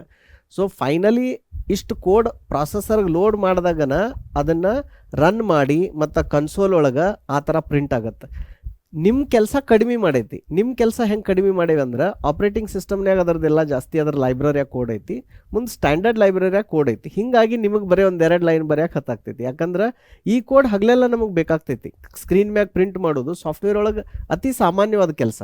ಅದಕ್ಕೆ ನಮ್ಮ ಟೈಮ್ ಸೇವ್ ಆಗಕ್ಕೆ ಅದನ್ನೆಲ್ಲ ಏನು ಮಾಡಿದ್ರು ಅಂದ್ರೆ ಆಪ್ರೇಟಿಂಗ್ ಸಿಸ್ಟಮ್ನಾಗ ಸ್ಟ್ಯಾಂಡರ್ಡ್ ಲೈಬ್ರರಿದಾಗ ಕೋಡ್ ಮೂವ್ ಮಾಡ್ಯಾರ. ಸೊ ನೀವು ಕಂಪೈಲೇಷನ್ನ ಇದ್ರದ್ದು ಲೈವ್ ಡೆಮೋ ನೋಡಿದ್ರಲ್ಲ, ಈಗ ನಿಮ್ಗೆ ಇದ್ರ ಇಂಟರ್ನೆಟ್ ಒಳಗೆ ಹೋಗಿ ಅದರಲ್ಲಿ ಬೈನರಿ ಫೈಲ್ ವೀವರ್ ಅಂತ ಇರ್ತಾವೆ, ಆ ವೆಬ್ಸೈಟ್ ಒಳಗೆ ನೀವು ಇದನ್ನು ಅಪ್ಲೋಡ್ ಮಾಡಿದ್ರಿ ಅಂದ್ರೆ ನಿಮ್ಗೆ ಕಾಣುತ್ತೆ. ಸೊ ನಿಮ್ದೇನು ಇದು ಕೋಡ್ ಐತಲ್ಲ, ನಿಮ್ದೇನು ಪ್ರೋಗ್ರಾಮ್ ಐತಲ್ಲ, ಈ ಪ್ರೋಗ್ರಾಮ್ ಆ ಆ್ಯಕ್ಚುಯಲ್ ಫೈಲ್ ಒಳಗೆ ಏನಂದ್ರೆ ಈ ಥರ ಬೈನರಿ ಇನ್ಸ್ಟ್ರಕ್ಷನ್ಸ್ ಇರ್ತಾವೆ. ಇಲ್ಲೂ ಏನಂತಂದರೆ ಈಗ ಅದನ್ನು ನಾವು ಬೈನರಿದಿಂದ ನಮ್ಗೆ ರೀಡೇಬಲ್ ಫಾರ್ಮ್ ಒಳಗೆ ಹೆಕ್ಸಾಡೆಸಿಮಲ್ ಒಳಗೆ ನೋಡಾಕ್ತೀವಿ, ಬಟ್ ಆ್ಯಕ್ಚುಲಿ ಬೈನರಿ ಒಳಗೆ ನೋಡಿದ್ರಿ ಅಂದ್ರೆ ಅದು 1010 ಅಂತಲೇ ಇರುತ್ತೆ, ಮಷಿನ್ಗೆ ಅರ್ಥ ಆಗುವಂಗೆ. ಸೊ ಇದೆಲ್ಲ ಏನಂತಂದ್ರೆ ಕಂಪೈಲೇಷನ್ ಪ್ರಾಸೆಸ್. ಇದ್ರೊಳಗೆ ನಿಮಗೆ ಇದನ್ನು ಹೆಂಗೆ ಮಾಡಬೇಕು, ಕಂಪೈಲರ್ ಹೆಂಗೆ ಸೆಟಪ್ ಮಾಡಬೇಕು, ಆ ಟೂಲ್ ಹೆಂಗೆ ಸೆಟಪ್ ಮಾಡಬೇಕು, ID ಹೆಂಗೆ ಸೆಟಪ್ ಮಾಡಬೇಕು. ID ಅಂದ್ರೆ ಸ್ಪೆಷಲೈಸ್ ಸಾಫ್ಟ್ವೇರ್, ಅದ್ರ ಬಗ್ಗೆನೂ ಹೇಳ್ತೇನೆ. ಇದ್ರ ಬಗ್ಗೆ ಸಪ್ರೇಟಾಗಿ ಇಂಡಿವಿಜುವಲ್ ವಿಡಿಯೋಸ್ ಮಾಡ್ತೇನೆ. ಈಗ ನೀವು ಬರೀ ಏನಂದ್ರೆ ಲ್ಯಾಂಗ್ವೇಜಸ್ ಅಂದ್ರೆ ಏನು, ಕಂಪೈಲೇಷನ್ ಅಂದ್ರೆ ಏನು, ಇಂಟರ್ಪ್ರಿಟರ್ ಅಂದ್ರೆ ಏನು, ಈ ಕಾನ್ಸೆಪ್ಟ್ಸ್ ಅಷ್ಟು ಅರ್ಥ ಮಾಡ್ಕೋರಿ ಇದ್ರೊಳಗೆ. ಈಗ ನಾವು ನೆಕ್ಸ್ಟ್ ಏನಂತಂದ್ರೆ ಇನ್ನೊಂದು ಲ್ಯಾಂಗ್ವೇಜ್ ಬಗ್ಗೆ ಡೀಟೇಲ್ ಆಗಿ ತಿಳ್ಕೊಂಡು, ಸೆಕೆಂಡ್ ಲ್ಯಾಂಗ್ವೇಜ್ ಅದ್ರ ಬಗ್ಗೆ ನಾವು ಡೀಟೇಲಾಗಿ ತಿಳ್ಕೊಂಡು ಬರ್ರಿ. ಯಾವುದಂದ್ರೆ ಪೈಥಾನ್. ಪೈಥಾನ್ದೊಳಗೆ ನೋಡ್ರಿ ಕೋಡ್ ಈ ಥರ ಕಾಣುತ್ತೆ. ಬರೀ ಇಲ್ಲಿ ಏನಂದ್ರೆ ಮೇನ್ ಇನ್ಕ್ಲೂಡ್ ಆದಿದ್ದೇನೇ ಇಲ್ಲ, ಬರೀ ಒಂದಲ್ಲ ಏನೈತಿ, ಏನಂತಂದ್ರೆ ಪ್ರಿಂಟ್ ನಮಸ್ತೆ ಫ್ರಮ್ ಭಾರತ್ ಅಂತ. ಆಮೇಲೆ ಅಲ್ಲಿ ಪ್ರಿಂಟ್ ಎಫ್ ಅಂದಿದ್ವಿ, ಇಲ್ಲಿ ಪ್ರಿಂಟ್ ಅನ್ನಾಗ್ತೇವೆ. ಆಮೇಲೆ ಇಲ್ಲಿ ಸೆಮಿಕೋಲನ್ ಇಲ್ಲ. ಇದಿಷ್ಟು ಸಿಂಪಲ್ ಐತಿ. ಇದ್ರ ಬಗ್ಗೆ ಇದು ಇಂಟರ್ನಲ್ಲಿ ಹೆಂಗೆ ವರ್ಕ್ ಆಗುತ್ತಾ ಇದನ್ನೆಲ್ಲ ಡೀಟೇಲಾಗಿ ನೋಡೋಣ. ನಿಮಗೆ ಗೊತ್ತಿದ್ದಂಗೆ ಸಿ ಪ್ರೋಗ್ರಾಮಿಂಗ್ ಇದು ಪ್ರಾಬ್ಲಮ್ ಏನಂದ್ರೆ, ಪ್ರೋಗ್ರಾಮ್ ಬರೆದಿದ್ದಕ್ಕೆ ಬೇರೆ ಬೇರೆ OS ಟೈಪಿಗೆ, ಬೇರೆ ಬೇರೆ ಕಂಪೈಲರ್ಗೆ, ಮುಂದೆ CPU ಬಿಟ್ಟಿಗೆ ಬೇರೆ ಬೇರೆ ಕಂಪೈಲರ್ ಮಾಡಬೇಕು, ಅದನ್ನು ಬೇರೆ ಬೇರೆ ಪ್ಯಾಕೇಜ್ ಮಾಡಿ ಕಳಿಸ್ಬೇಕಾಗ್ತೈತಿ. ಇದು ಹೆಡ್ಡೇಕ್ ಇತ್ತಲ್ಲ, ಈ ಹೆಡ್ಡೇಕನ್ನು ಸಾಲ್ವ್ ಮಾಡಿದ್ದು ಪೈಥಾನ್ದೊಳಗೆ. ಅದನ್ನು ಹೆಂಗೆ ಮಾಡ್ಯಾರ ಅನ್ನೋದು ಭಾಳ ಇಂಟ್ರೆಸ್ಟಿಂಗ್ ಐತಿ, ಹೇಳ್ತೀನಿ. ಸೊ ನಿಮ್ಮದು ಪ್ರೋಗ್ರಾಮ್ ಇದು. ಈ ಪ್ರೋಗ್ರಾಮನ್ನು ಕಂಪೈಲ್ ಮಾಡಿ ಮಷಿನ್ ಕಳಿಸೋ ಬದಲಿ ಏನು ಮಾಡಿದ್ರಂದ್ರೆ, ಇದು ನಿಮ್ಮದು ಸೋರ್ಸ್ ಅನ್ಕೋರಿ. ಸೋರ್ಸ್ ಅಂದರೆ ಇದು ಎಲ್ಲೈತಿ, ನೀವು ಯಾರು ಅದನ್ನು ಪ್ರೋಗ್ರಾಮ್ ಸಾಫ್ಟ್ವೇರ್ ಇಂಜಿನಿಯರ್ ಡೆವಲಪ್ ಮಾಡತ್ತೀರ, ಇದು ಸೋರ್ಸ್ ಆಯಿತಾ. ಇದು ನೀವು ಎಲ್ಲಿ ಕಳ್ಸಾಕ್ತೀರಿ, ಡೆಸ್ಟಿನೇಷನ್. ಡೆಸ್ಟಿನೇಷನ್ ಅಂದರೆ ಅದು ಎಲ್ಲಿ ರನ್ ಆಗಬೇಕಲ್ಲ, ಅದು ಡೆಸ್ಟಿನೇಷನ್. ಸೊ ಪೈಥಾನ್ದೊಳಗೆ ಏನು ಮಾಡಿದ್ರಂದ್ರೆ, ಅದೇನು ಸೋರ್ಸ್ ಹೆಂಗೈತಲ್ಲ ಅದನ್ನು ಸೇಮ್ ಅನ್ನೋ ಡೆಸ್ಟಿನೇಷನ್ ಕಳಿಸ್ಬಿಟ್ರಿ ಇಲ್ಲಿಗೆ. ಅದರೊಳಗೆ ಏನೂ ಚೇಂಜಸ್ ಮಾಡಿಲ್ಲ, ಅದು ಹೆಂಗೈತೆ ಹಂಗೆ ಕಳಿಸಿದ್ರು.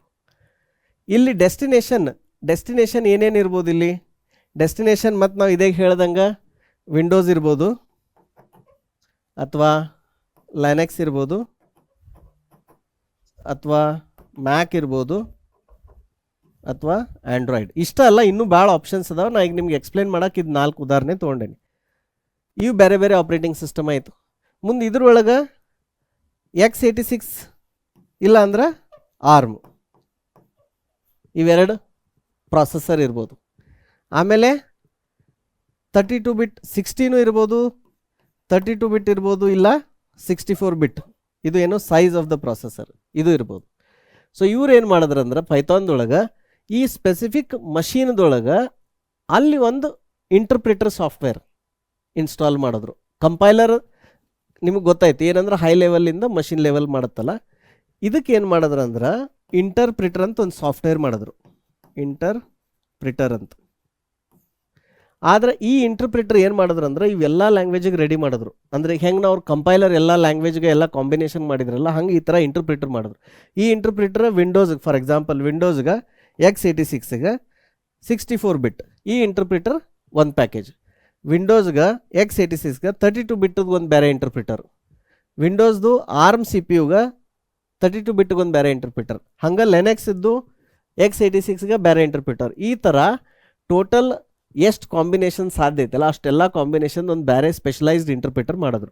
ಈಗ ನನ್ನ ಲ್ಯಾಪ್ಟಾಪ್ ಒಳಗೆ ಏನು ರನ್ ಆಗ್ತೈತೆ ಅಂದ್ರೆ ವಿಂಡೋಸ್ ರನ್ ಆಗ್ತೈತಿ, x86 ಪ್ರಾಸೆಸರ್ ರನ್ ಆಗ್ತೈತಿ, 64 ಬಿಟ್ ಐತಿ. ಸೊ ಈ ಕಾಂಬಿನೇಷನ್ದು ನಾ python.org ವೆಬ್ಸೈಟಿಗೆ ಹೋಗಿ ಅಲ್ಲಿ ಹೋಗಿ ಏನು ಮಾಡ್ತೇನೆ, ಅವ್ರದ್ದು ಪೈಥಾನ್ ಇಂಟರ್ಪ್ರಿಟರ್ ಡೌನ್ಲೋಡ್ ಮಾಡ್ತೇನೆ. ಅದನ್ನು ಮಾಡಿ ನಾ ಯಾವಾಗ ರನ್ ಮಾಡ್ತೀನಲ್ಲ, ರನ್ ಮಾಡ್ಬೇಕಾದ್ರೆ ನಾ ಏನು ಮಾಡ್ತೇನೆ ಅಂದ್ರೆ ಕಂಪೈಲರ್ ರನ್ ಮಾಡಲ್ಲ, ಪೈಥಾನ್ದು ಇಂಟರ್ಪ್ರಿಟರ್ ಸಿಗುತ್ತಲ್ಲ ಆ ಪೈಥಾನ್ ಇಂಟರ್ಪ್ರಿಟರ್ ರನ್ ಮಾಡ್ತೇನೆ. ಇದಕ್ಕೆ ಇನ್ಪುಟ್ ಏನು ಹೋಗುತ್ತೆ, ಇನ್ಪುಟ್ ನಾ ಏನು ಈಗ ಕೋಡ್ ಬರ್ದಿನಲ್ಲ ಆ ಪ್ರೋಗ್ರಾಮ್ ಇನ್ಪುಟ್ ಬರುತ್ತೆ. ಇದಕ್ಕೆ ಈ ಪ್ರೋಗ್ರಾಮ್ ಇನ್ಪುಟ್ ಬರುತ್ತೆ.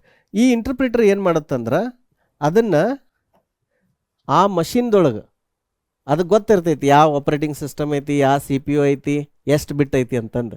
ಆ ಮಷಿನ್ದೊಳಗೆ ನಾ ರನ್ ಮಾಡಂದಾಗ ಆ ಲಾಸ್ಟ್ ಮೂಮೆಂಟ್ನ್ಯಾಗ ರನ್ ಮಾಡೋಕ್ಕೆ ಹೇಳಿದಾಗ ಆ ಮೂಮೆಂಟ್ನ್ಯಾಗ ಅದನ್ನು ಹೈ ಲೆವೆಲ್ ಲ್ಯಾಂಗ್ವೇಜ್ದಿಂದ ಬೈನರಿ ಲ್ಯಾಂಗ್ವೇಜ್ ಕನ್ವರ್ಟ್ ಮಾಡ್ತೈತಿ.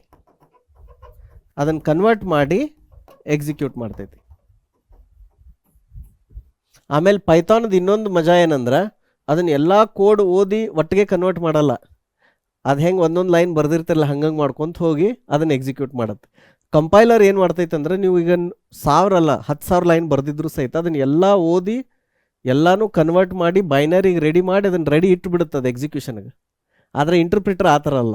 ಇಂಟರ್ಪ್ರಿಟರ್ ಹೆಂಗಂದ್ರೆ ಅದನ್ನು ಫೈಲ್ ಹಿಂಗೆ ರೀಡ್ ಮಾಡೋಕ್ಕೆ ಶುರು ಮಾಡುತ್ತೆ, ಅದು ಹೆಂಗೆ ಲೈನ್ ರೀಡ್ ಮಾಡುತ್ತಲ್ಲ ಹಂಗಂಗೆ ಅದನ್ನು ಕನ್ವರ್ಟ್ ಮಾಡಿ ಅದನ್ನು ರನ್ ಮಾಡೋಕ್ಕೂ ಶುರು ಮಾಡುತ್ತೆ. ಸೊ ನಿಮ್ಮ ಕೋಡ್ ಒಳಗೆ ಎಲ್ಲರ 10ನೇ ಲೈನ್ ಒಳಗೆ ಎರರ್ ಇತ್ತು, ಮ್ಯಾಲಿಂದ 9 ಲೈನ್ ಕರೆಕ್ಟ್ ಇದ್ದು ಅಂತ ತಿಳ್ಕೊರಿ, ಅದು ಅಲ್ಲಿ ಮಟ್ಟ ಹೋಗುತ್ತೆ, ಅಲ್ಲಿ ಹೋಗಿ ಸ್ಟಕ್ ಆಗುತ್ತೆ ಈ ಲೈನ್ ಕರೆಕ್ಟ್ ಇಲ್ಲ ಅಂತಂದು. ಆದ್ರೆ ಸಿ ಒಳಗೆ ಹಂಗಲ್ಲ, ನೀವು ಎಲ್ಲೇ ಎರರ್ ಮಾಡಿರಿ 10,000 ಲೈನ್ ಇದ್ದು ಲಾಸ್ಟ್ 10,000ನೇ ಲೈನ್ದಾಗ ಮಿಸ್ಟೇಕ್ ಮಾಡಿದ್ರು ಅದೇನು ಮಾಡುತ್ತೆ ಅದನ್ನು ಕಂಪೈಲ್ ಮಾಡೋಕೆ ಫೇಲ್ ಆಗಿಬಿಡ್ತೈತಿ. ನಿಮಗೆ ಅದು ಔಟ್ಪುಟ್ಟ ಕೊಡೋಂಗಿಲ್ಲ, ನಿಮಗೆ ಬೈನರಿ ಫೈಲ ಕೊಡೋಂಗಿಲ್ಲ. ಸೊ ಇಲ್ಲಿ ಪೈಥಾನದೊಳಗೆ ಇನ್ನೊಂದು ಸರಿ ಹೇಳ್ತೀನಿ ನೋಡ್ರಿ, ಹೈ ಲೆವೆಲ್ ಲ್ಯಾಂಗ್ವೇಜ್ ಇದ್ದದ್ದು ಪೈಥಾನ್ ಇಂಟರ್ಪ್ರಿಟರ್ ಏನು ಮಾಡುತ್ತೆ ಅದನ್ನು ಬೈನರಿ ಅಥವಾ ಎಕ್ಸಿಕ್ಯೂಟೇಬಲ್ ಕನ್ವರ್ಟ್ ಮಾಡಿ ರನ್ ಮಾಡ್ತೈತಿ. ಇದ್ರದ್ದು ಅಡ್ವಾಂಟೇಜ್ ಏನು ಹೇಳ್ರಿ? ಅಡ್ವಾಂಟೇಜ್ ಏನಂದ್ರೆ ಯಾರು ಪ್ರೋಗ್ರಾಮ್ ಬರ್ಯಾಕ್ತಾರಲ್ಲ ಅವರು ಅದನ್ನು ತಲೆ ಕೆಡಿಸ್ಕೋ ಅವಶ್ಯಕತೆ ಇಲ್ಲ. ಇದು ಹೋಗಿ ವಿಂಡೋಸ್ನಾಗ ರನ್ ಆಗ್ತೈತೋ, ಲೈನೆಕ್ಸ್ನಾಗ ರನ್ ಆಗುತ್ತೋ, ಮ್ಯಾಕ್ದಾಗ ರನ್ ಆಗುತ್ತೋ, ನೀವು ಅದನ್ನು ವಿಚಾರ ಮಾಡೋ ಅವಶ್ಯಕತೆ ಇಲ್ಲ. ನೀವು ಪೈಥಾನ್ ಕೋಡ್ ಬರೀರಿ, ಅಲ್ಲಿ ಹೋಗಿ ವರ್ಕ್ ಆಗುತ್ತೆ. ನೀವು ಆ ಡೆಸ್ಟಿನೇಷನ್ ಒಳಗೆ ಓನ್ಲಿ ಕಂಡೀಷನ್ ಏನಂದ್ರೆ ಅಲ್ಲಿ ನೀವು ಪೈಥಾನ್ ಇಂಟರ್ಪ್ರಿಟರ್ ಇನ್ಸ್ಟಾಲ್ ಮಾಡಬೇಕು. ಸಿದ ಅಡ್ವಾಂಟೇಜ್ ಏನು? ನೀವು ಎಲ್ಲಿ ಡೆಸ್ಟಿನೇಷನ್ದಾಗ ರನ್ ಮಾಡತ್ತೀರಿ ಅಲ್ಲಿ ನೀವು ಸಿ ಕಂಪೈಲರ್ ಇನ್ಸ್ಟಾಲ್ ಮಾಡೋ ಅವಶ್ಯಕತೆ ಇಲ್ಲ. ಇದ್ರದ್ದು ಡಿಫ್ರೆನ್ಸ್ ನೆನಪಿಟ್ಕೋರಿ. ಸಿ ಲ್ಯಾಂಗ್ವೇಜ್ದೊಳಗೆ ಎಲ್ಲಿ ಪ್ರೋಗ್ರಾಮ್ ಬರ್ಯಾಕ್ತಿರಲ್ಲ ಅಲ್ಲಿ ನೀವು ಕಂಪೈಲರ್ ಇನ್ಸ್ಟಾಲ್ ಮಾಡಬೇಕು, ಅಲ್ಲಿ ಅದನ್ನು ಮಷಿನ್ ಲೆವೆಲ್ಗೆ ಮಾಡಬೇಕು, ಮಾಡಿ ಡೆಸ್ಟಿನೇಷನ್ ಕಳಿಸ್ಬೇಕು. ಆದರೆ ಪೈಥಾನ್ದೊಳಗೆ ಡೆಸ್ಟಿನೇಷನ್ದಾಗ ಇನ್ಸ್ಟಾಲ್ ಮಾಡಬೇಕು. So machine dependent and machine independent ಆಗಕ್ಕೆ ಮೇನ್ ಕಾರಣನ ಇದೆ. So machine dependent and this is machine independent. Machine dependent ಒಳಗೆ ಏನಾಗ್ತೈತಿ? ಮಷಿನ್ ಡಿಪೆಂಡೆಂಟ್ ಒಳಗೆ ಅದು ಎಲ್ಲಿ ಸೋರ್ಸ್ ಐತಲ್ಲ ಸೋರ್ಸ್ನಾಗನ high level language to binary language 1010 ಇಲ್ಲಿ ಕನ್ವರ್ಟ್ ಆಗ್ತೈತಿ.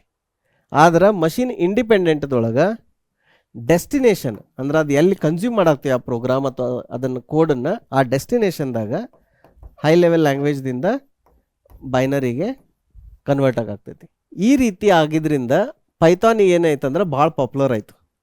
ಯಾಕೆ? ಇದು one of the biggest strength of Python. ಯಾಕಂದ್ರೆ ಯಾರ ಲೈಬ್ರರಿ ಅಥವಾ ಕೋಡ್ ಬರೆಯಾಕ್ತಾರಲ್ಲ ಅವ್ರು ತಲೆ ಕೆಡಿಸ್ಕೋ ಅವಶ್ಯಕತೆ ಇಲ್ಲ. ಓಕೆ ಇದು ಎಲ್ಲಿ ಯೂಸ್ ಮಾಡ್ತಾರೆ, ಹೆಂಗೆ ಯೂಸ್ ಮಾಡ್ತಾರೆ, ಅದಕ್ಕೆ ಪ್ಯಾಕೇಜ್ ಮಾಡಬೇಕು ಅಂತಂದು ಅವ್ರ ಕೋಡ್ ಅದನ್ನು ಓಪನ್ ಸೋರ್ಸ್ನೇ ಹಾಕ್ಬಿಟ್ರು. ಅದನ್ನು ನಾವು ಡೈರೆಕ್ಟ್ಲಿ ನಮ್ಮ ಮಷಿನ್ಗೆ ಇಂಪೋರ್ಟ್ ಮಾಡಿ ಅದರ ಇಂಟರ್ಪ್ರಿಟರ್ ಯೂಸ್ ಮಾಡಿ ಇಂಟರ್ಪ್ರಿಟರ್ ಇನ್ಸ್ಟಾಲ್ ಮಾಡಿ ನಾವು ರನ್ ಮಾಡೋಕ್ಕೆ ಶುರು ಮಾಡ್ಬೋದು. ಇದ್ರದ್ದು ಡಿಸ್ಅಡ್ವಾಂಟೇಜ್ ಏನು? ಡಿಸ್ಅಡ್ವಾಂಟೇಜ್ ಏನಂದ್ರೆ ನೀವು ಯಾವ ಕಸ್ಟಮರ್ಗೆ ಇದನ್ನು ಬರೆದು ಕಳಿಸ್ತೀರಲ್ಲ ಸಾಫ್ಟ್ವೇರ್, ಅವ್ರಿಗೆ ಅದ್ರ ಸೋರ್ಸ್ ಕೋಡ್ ಸಿಕ್ಬಿಡುತ್ತೆ. ಆದರೆ ಸಿ ಒಳಗೆ ಹಂಗಲ್ಲ, ಅವ್ರಿಗೆ ಸೋರ್ಸ್ ಕೋಡ್ ಸಿಗಂಗಿಲ್ಲ. ಅವ್ರಿಗೆ ಏನು ಸಿಗುತ್ತೆ? ಬೈನರಿ ಫೈಲ್ ಸಿಗುತ್ತೆ. ಆ ಬೈನರಿ ಫೈಲ್ ತೆಗೆದು ನೋಡಿದ್ರೆ ಅದ್ರಾಗ ಏನೂ ಅರ್ಥ ಆಗಂಗಿಲ್ಲ, ಅದು ಏನು ಮಾಡಿರಿ ಅಂತಲೂ ಗೊತ್ತಾಗಲ್ಲ. ಹಂಗೆ ಕೆಲವೊಂದು ಎಕ್ಸ್ಪರ್ಟ್ಸ್ ಅದಾರ ಬೈನರಿ ಕೋಡನ್ನು ಅರ್ಥ ಮಾಡ್ಕೊಳ್ಳೋಂಥವ್ರು ವರ್ಡ್ನ್ಯಾಗ, ಆದ್ರೆ ಸಾಮಾನ್ಯ ಇಂಜಿನಿಯರ್ಸಿಗೆ ಯಾರಿಗೂ ಅರ್ಥ ಆಗಲ್ಲ. ಪೈಥಾನದ ಡ್ರಾಬ್ಯಾಕನ್ನ ಇದು ಏನಂದ್ರೆ ನೀವು ಡೆಸ್ಟಿನೇಷನ್ ಕಸ್ಟಮರ್ ಕಳಿಸಿದಾಗ ಅವ್ರ ಹತ್ರ ಸೋರ್ಸ್ ಕೋಡ್ ಇರ್ತೈತಿ. ಸೊ ಮತ್ತು ಹಂಗಿದ್ರೆ ಇದನ್ನು ಎಲ್ಲಿ ಯೂಸ್ ಮಾಡ್ತಾರೋ? ಇದನ್ನು ಎಲ್ಲಿ ಯೂಸ್ ಮಾಡ್ತಾರೆ ಅಂದ್ರೆ ಬ್ಯಾಕೆಂಡ್ನಾಗ ಯೂಸ್ ಮಾಡ್ತಾರೆ ಜಾಸ್ತಿ. ಬ್ಯಾಕೆಂಡ್ದಾಗ ಯೂಸ್ ಮಾಡಿದ್ರಿ ಅಂತ ತಿಳ್ಕೋರಿ, ಆ ಬ್ಯಾಕೆಂಡ್ದಾಗ ಅದು ಡೇಟಾ ಪ್ರಾಸೆಸ್ ಮಾಡಿ ಏನು ಔಟ್ಪುಟ್ ಕೊಡ್ತೈತಿಲ್ಲ ಅದನ್ನಷ್ಟೇ ನೀವು ಕಸ್ಟಮರ್ಗೆ ತೋರಿಸ್ತೀರಿ. ಸೊ ಹೀಗಾಗಿ ಇದನ್ನು ಕ್ಲೈಂಟ್ ಸೈಡ್ ಸಾಫ್ಟ್ವೇರ್ನಾಗ ಪೈಥಾನ್ ಯೂಸ್ ಮಾಡಲ್ಲ. ಯಾಕಂದ್ರೆ ನೀವು ಅದನ್ನು ಯೂಸ್ ಮಾಡೋಕೆ ಅವ್ರಿಗೆ ಯೂಸ್ ಮಾಡೋಕೆ ಕೊಡ್ಬೇಕಂದ್ರೆ ಒಂದು ನೀವು ಫ್ರೀದಾಗ ಕೊಟ್ಬಿಡ್ಬೇಕು. ನೀವೇನಂದ್ರೆ ಈ ಸಾಫ್ಟ್ವೇರ್ ಐತ್ರಿ ಕ್ಲೈಂಟ್ ಸಾಫ್ಟ್ವೇರ್ ತೊಗೋರಿ ಇದು ಫ್ರೀದಾಗ ಅಂತ ಕೊಟ್ಬಿಡ್ಬೇಕು. ಯಾಕಂದ್ರೆ ಅದು ನೀವು ಸೋರ್ಸ್ ಕೋಡ್ ಹೋಗೋದ್ರಿಂದ. ಇಲ್ಲಾಂದ್ರೆ ಬ್ಯಾಕೆಂಡ್ದಾಗ, ಈಗ ಬ್ಯಾಕೆಂಡ್ ಅಂದ್ರೆ ಏನೋ ಡೇಟಾ ಅನಲೈಸಿಸ್ ಎಲ್ಲ ಬ್ಯಾಕೆಂಡ್ನಾಗ ಆಗ್ತೈತಿ, ವೆಬ್ ಸರ್ವಿಸಸ್ ಬ್ಯಾಕೆಂಡ್ನಾಗ ಆಗ್ತೈತಿ, ವೆಬ್ ಅಪ್ಲಿಕೇಶನ್ಸ್ ಬ್ಯಾಕೆಂಡ್ ಕೋಡ್ ಅದು ಸರ್ವರ್ನಾಗ ಇರ್ತೈತಿ. ಕಸ್ಟಮರ್ಗೆ ಏನು ಫೈನಲ್ ಅದರದ್ದೇ ಒಂದು CSV ಫೈಲರ ಸಿಗುತ್ತಾ, HTML ಔಟ್ಪುಟ್ಟರ ಸಿಗುತ್ತಾ, ಇಲ್ಲ ಒಂದು ಎಕ್ಸೆಲ್ಲರ ಸಿಗುತ್ತೆ. ಸೊ ಅವರಿಗೆ ಇದು ಸರ್ವರ್ನಾಗ ಏನು ಕ್ಲೌಡ್ ಅಲ್ಲೇನು ರನ್ ಆಗ್ತೈತಿ ಅಂತ ಗೊತ್ತಾಗಲ್ಲ. ಇದು ಒಂದು ಅಡ್ವಾಂಟೇಜ್. ಎರಡನೇ ಅಡ್ವಾಂಟೇಜ್ ಏನಂದ್ರೆ ಪೈಥಾನ್ದು ಈ ಬ್ಯಾರೆ ಸಿಸ್ಟಮ್ನ್ಯಾಗ ಕಂಪೈಲ ಬಿಲ್ಡ್ ಮಾಡಕ್ಕೆ ಭಾಳ ಟೈಮ್ ವೇಸ್ಟ್ ಆಗುತ್ತೆ. ಅಂದರೆ ಈಗ ನಾವು ನೋಡೇನು ಒಂದೊಂದು ಪ್ರಾಜೆಕ್ಟ್ ನಮ್ಮ ಎಲ್ಲ ಹೆಂಗೆ ಇರ್ತಿದ್ವು ಅಂದ್ರೆ, ನಾ ಹೆಸರು ಹೇಳಲ್ಲ, ಯಾವ ಕಂಪ್ನಿ ಅಂತಲೂ ಹೇಳಲ್ಲ, ಬಿಲ್ಡ್ ಮಾಡಕ್ಕೆ ಕೊಟ್ಟು ನಾವು ಹೋಗಿ ಒಂದು 15 ನಿಮಿಷ ಹೋಗಿ ಚಹಾ ಕಾಫಿ ಕುಡಿದು ಬಂದಾಗ ಅದು ಬಿಲ್ಡ್ ಕಂಪ್ಲೀಟ್ ಆಗ್ತಿತ್ತು.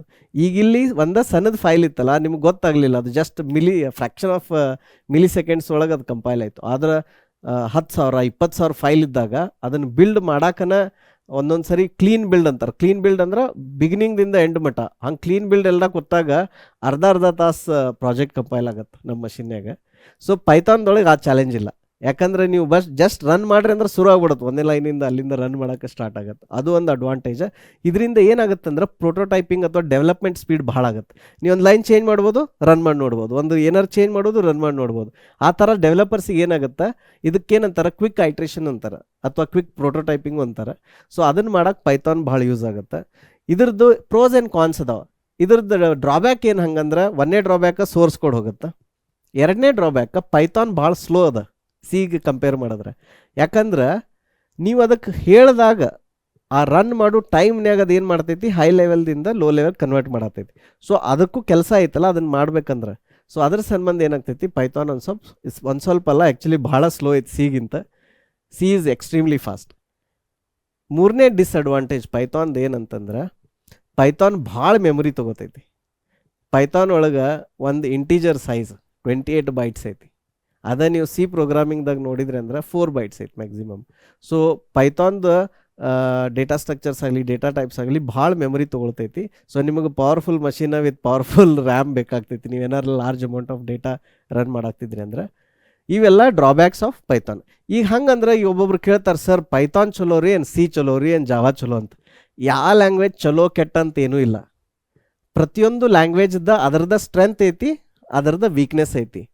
ನೀವು ಯಾವ ಥರ ಸಾಫ್ಟ್ವೇರ್ ಡೆವಲಪ್ ಮಾಡೋಕ್ಕೆ ಹೇಳತ್ತಾರಲ್ಲ ನಿಮ್ಮ ಕಂಪ್ನಿಯಾಗ ಅಥವಾ ನಿಮ್ಮ ಕಸ್ಟಮರ್, ನಮ್ಗೆ ಈ ಥರ ಒಂದು ಸಾಫ್ಟ್ವೇರ್ ಬೇಕಾಗೈತೆ ಅಂದಾಗ, ನೀವು ಆ್ಯಸ್ ಅ ಸಾಫ್ಟ್ವೇರ್ ಇಂಜಿನಿಯರ್ ನಿಮ್ಮ ಹತ್ರ ಅಂಡರ್ಸ್ಟ್ಯಾಂಡಿಂಗ್ ಇರಬೇಕು. ಓ ಈ ಥರ ಸಾಫ್ಟ್ವೇರ್ ಬೇಕಂದ್ರೆ ಇವ್ರಿಗೆ ಈ ಥರ ಲ್ಯಾಂಗ್ವೇಜ್ದಾಗ ಬರೋದ್ರೆ ಹೆಲ್ಪ್ ಆಗುತ್ತೆ ಅಂತಂದು.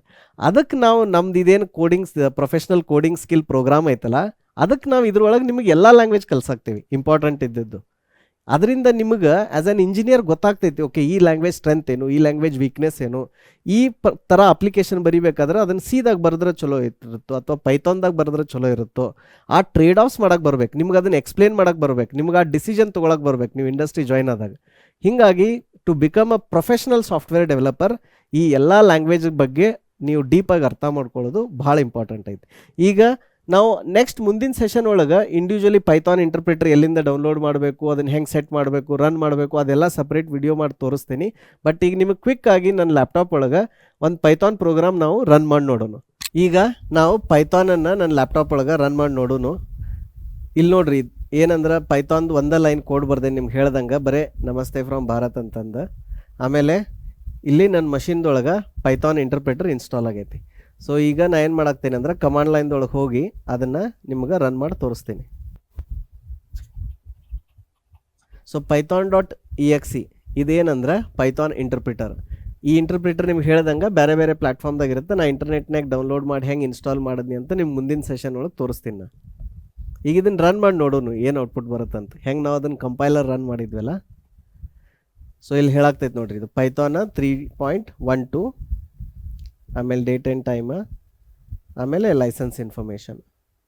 ಆಮೇಲೆ ಇಲ್ಲಿ ನೋಡ್ರಿ, ಇದು ಏನಂದ್ರೆ 64 ಬಿಟ್ ಆರ್ಕಿಟೆಕ್ಚರ್ x82 ಇದೆ.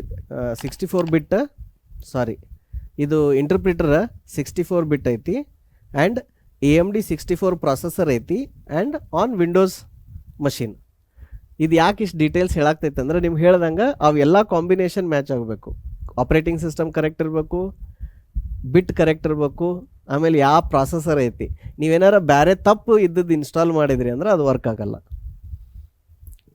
ಈಗಿದು ಇಂಟರ್ಪ್ರಿಟರ್ ಈ ಮೋಡ್ದೊಳಗೆ ಓಪನ್ ಆಗೈತಿ, ಇದಕ್ಕೆ ಇಂಟ್ರಾಕ್ಟಿವ್ ಮೋಡ್ ಅಂತಾರೆ. ಇದ್ರ ಬಗ್ಗೆ ನಾನು ನಿಮ್ಗೆ ಬೇರೆ ಸೆಷನ್ದಾಗ ಹೇಳ್ತೀನಿ. ಈಗ ಸದ್ಯ ನಾನು ಇದನ್ನು ಎಕ್ಸಿಟ್ ಮಾಡಿ ರನ್ ಮಾಡಿ ನೋಡೋಣ ಕೋಡನ್ನು. ಫಸ್ಟ್ python.exe ಇದು ಇದೇನು ಫೋಲ್ಡರ್ ಐತಲ್ಲ ಬಿಗಿನರ್ಸ್ ಅರೇಸ್ ಅಂತ, ಇಲ್ಲೊಂದು ನಾನು ಪ್ರೋಗ್ರಾಮ್ ಬರ್ದೇನೆ namaste.py, ನಿಮಗೆ ತೋರಿಸಿದ್ನಲ್ಲ ಅದ ಪ್ರೋಗ್ರಾಮ್ ಇದು. ಇದನ್ನು ಓಪನ್ ಮಾಡಿದ್ನಿ ಅಂದ್ರೆ ಇಲ್ಲಿ ಓಪನ್ ಆಗ್ತೈತೆ ID ಒಳಗೆ. ಸೊ ಸೇಮ್ ಪ್ರೋಗ್ರಾಮ್ ನಾ ಇಲ್ಲಿ ಪಾಸ್ ಮಾಡ್ತೇನೆ ಇದಕ್ಕೆ namaste.py. ನಾನು ನಿಮಗೆ ಸಿ ತೋರಿಸಿದಾಗ ಏನಾಗಿತ್ತು, ಆಟೋಮೆಟಿಕ್ಲಿ ಹೈ ಲೆವೆಲ್ ಲ್ಯಾಂಗ್ವೇಜಿಂದ low level language correct convert ಆಗಿ EXE ರೆಡಿ ಆಗಿತ್ತಲ್ಲ. ನೀವು ಇಲ್ಲಿ ಅಬ್ಸರ್ವ್ ಮಾಡಿರಿ ಏನು ರೆಡಿ ಆಗುತ್ತೆ ಅಂತ, ಯಾವ ಥರ ಫೈಲ್ ರೆಡಿ ಆಗುತ್ತೆ ಅಂತ ಅಬ್ಸರ್ವ್ ಮಾಡಿರಿ. ನಾ ಎಂಟರ್ ಪ್ರೆಸ್ ಮಾಡತ್ತೀನಿ. ನಾ ಈಗ ಪೈಥಾನ್ ಇಂಟರ್ಪ್ರಿಟರ್, ಅದಕ್ಕೆ ನಾ ಆಲ್ರೆಡಿ ಅಲ್ಲಿ ಫೈಲ್ನಾಗ ಅದೇನಿ, ಅರೇಜ್ ಫೋಲ್ಡರ್ನಾಗ ಅದೇನಿ. ಈಗ ಅದರದ್ದು ಫೈಲ್ ನೇಮ್ ಕೊಟ್ಟೇನಿ, ಕೊಟ್ಟು ರನ್ ಮಾಡಾಕ್ತೇನೆ. ನೀವು ಸಿ ಒಳಗೆ ನೋಡಿದ್ರಿ, ನಾ ರನ್ ಮಾಡಿದ ತಕ್ಷಣ ಏನಾಗಿತ್ತು, ಕಂಪೈಲರ್ ಇಲ್ಲಿ ಈ ಫೋಲ್ಡರ್ನಾಗ EXE ಫೈಲ್ ರೆಡಿ ಆಗಿತ್ತು, ಆಬ್ಜೆಕ್ಟ್ ಫೈಲ್ ರೆಡಿ ಆಗಿತ್ತು, ಬೈನರಿ ಫೈಲ್ ರೆಡಿ ಆಗಿತ್ತು. ಕರೆಕ್ಟ್. ಈಗ ಪೈಥಾನ್ದಾಗ ಏನಾಗುತ್ತೆ ಅಂತ ನೋಡೋಣ. ಇಲ್ಲಿ ಏನೂ ರೆಡಿ ಆಗಲಿಲ್ಲ. There was nothing, no binary file, no object file, nothing. ಆದ್ರೆ ಔಟ್ಪುಟ್ ಬಂತು, ನಮಸ್ತೆ ಫ್ರಮ್ ಭಾರತ್ ಅಂತ. ಈಗ ಏನಾಗ್ತಿತ್ತಂದ್ರೆ ಇಂಟರ್ಪ್ರಿಟರ್ ಏನು ಮಾಡುತ್ತಂದ್ರೆ ಆ ಫೈಲ್ ಓಪನ್ ಮಾಡಿ ಇನ್ ಮೆಮೊರಿ ರ್ಯಾಮ್ ಒಳಗನೆ ಏನು ಮಾಡ್ತು, ಅದನ್ನು ಹೈ ಲೆವೆಲ್ ಲ್ಯಾಂಗ್ವೇಜ್ದಿಂದ ಬೈನರಿ ಕನ್ವರ್ಟ್ ಮಾಡ್ತು. ಆ ಬಂದಂಥ ಬೈನರಿ ಔಟ್ಪುಟ್ಟನ್ನು ರನ್ ಮಾಡಿ ಅದರದ್ದು ಏನು ಔಟ್ಪುಟ್ ಇತ್ತಲ್ಲ ಅದನ್ನು ಪ್ರಿಂಟ್ ಮಾಡ್ತು. So this is the main difference between interpreted language and a compiled language. ಈ ಥರ ಮಾಡೋದ್ರಿಂದ ಇದೇನಾಗ್ಬಿಡುತ್ತಂದ್ರೆ ಪ್ಲ್ಯಾಟ್ಫಾರ್ಮ್ ಇಂಡಿಪೆಂಡೆಂಟ್ ಆಗಿಬಿಡ್ತು. ಇದಕ್ಕೆ ನಾವು ಕನ್ನಡದಾಗ ಅಂತೀವಲ್ಲ, ಸರ್ವ ಅಂತರ್ಯಾಮಿ ಅಂತೀವಲ್ಲ, ಅಂದರೆ ಇದು ಎಲ್ಲಿ ಹೋಗಬೇಕಾದ್ರೂ ಸಹಿತ ರನ್ ಆಗ್ಬೋದು. Whereas C is like very platform, tied to the platform dependent ಅಂದಂಗೆ ಈ ಥರ. ಸೊ ಇದರಿಂದ ನಿಮಗೆ ಬೇಸಿಕ್ ಇಷ್ಟು ಅರ್ಥ ಆಯ್ತಲ್ಲ. ನಾನು ನಿಮಗೀಗ ಇಂಟರ್ಪ್ರಿಟರ್ ನನ್ನ ಮಷಿನ್ದಾಗ ಎಲ್ಲೈತಿ ಹೆಂಗೈತೆ ಅಂತ ತೋರಿಸ್ತೇನೆ. ಅದನ್ನು ಕಂಡು ಹಿಡಿದು ಭಾಳ ಈಸಿ ಐತಿ. ನೀವು ಈ ಥರ ಪೈಥಾನ್ ಅಂತ ರನ್ ಮಾಡಿದ್ರಿ ಅಂತ ತಿಳ್ಕೊರಿ. ಈಗ ಪ್ರಾಸೆಸ್ ರನ್ ಆಗ್ತೈತಿ ನನ್ನ ಮಷಿನ್ನಾಗ. ನಾನು ನಿಮಗೆ ಲಾಸ್ಟ್ ಸೆಷನ್ದಾಗ ತೋರಿಸಿದ್ನಲ್ಲ ಟಾಸ್ಕ್ ಮ್ಯಾನೇಜರ್. ಸೊ ಇಲ್ಲಿ ರೈಟ್ ಕ್ಲಿಕ್ ಮಾಡಿ ಮೌಸ್ ಇದನ್ನು ರೈಟ್ ಕ್ಲಿಕ್ ಮಾಡಿದಾಗ ಟಾಸ್ಕ್ ಮ್ಯಾನೇಜರ್ ಓಪನ್ ಆಗುತ್ತೆ. ಇಲ್ಲಿ ಹೋಗಿ ನೀವು ಲಾಸ್ಟ್ ಇದು ಡೀಟೇಲ್ಸ್ ಒಳಗೆ ಹೋಗಿ ಏನು ಮಾಡಿರಿ, ಇದು ನೇಮ್ ಪ್ರಾಸೆಸ್ ನೇಮ್ ಸಾರ್ಟ್ ಮಾಡಿರಿ. ಇಲ್ಲಿ ಹೋಗಿ ಪಿ ಅಂತ ಕೀ ಟಚ್ ಮಾಡಿದ್ರಿ ಅಂದ್ರೆ ನಿಮ್ಗೆ ಪಿ ದಿದ್ದದ್ದು ಎಲ್ಲ ಪ್ರಾಸೆಸ್ಗಳು ಬರ್ತಾವೆ. ಇಲ್ಲಿ ನೋಡಿರಿ ಪೈಥಾನ್ ರನ್ ಆಗ್ತೈತಿ, ಪೈಥಾನ್ ಇಂಟರ್ಪ್ರಿಟರ್ ರನ್ ಆಗ್ತೈತಿ. Process ID 21724 it is running. ಇಲ್ಲಿ ರೈಟ್ ಕ್ಲಿಕ್ ಮಾಡಿ ಓಪನ್ ಫೈಲ್ ಲೊಕೇಶನ್ ಅಂದರೆ ಈ ಫೈಲ್ ಎಲ್ಲೈತಿ ಅಂತ ಗೊತ್ತಾಗತ್ತೆ. ಸೊ ನನ್ನ ಮಷಿನ್ನಾಗ ಈ ಡೈರೆಕ್ಟ್ರಿ ಒಳಗೆ ಪೈಥಾನ್ ಇಂಟರ್ಪ್ರಿಟರ್ ಇಲ್ಲಿ ಇನ್ಸ್ಟಾಲ್ ಆಗೈತಿ.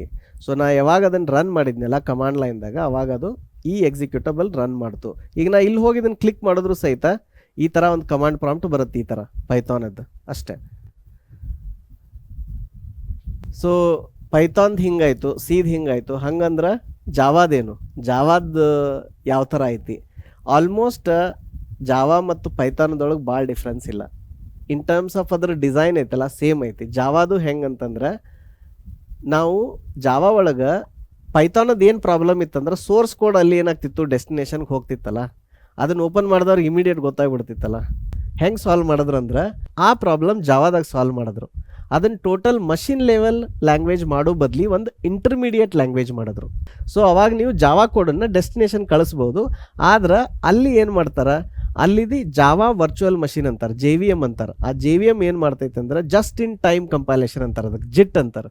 ಸೊ ಅದೇನು ಇಂಟರ್ಮೀಡಿಯೇಟ್ ಕೋಡ್ ಇರ್ತೈತಲ್ಲ, ಆ ಇಂಟರ್ಮೀಡಿಯೇಟ್ ಕೋಡನ್ನು ಮಷಿನ್ ಲೆವೆಲ್ ಲ್ಯಾಂಗ್ವೇಜಿಗೆ ಕನ್ವರ್ಟ್ ಮಾಡುತ್ತೆ.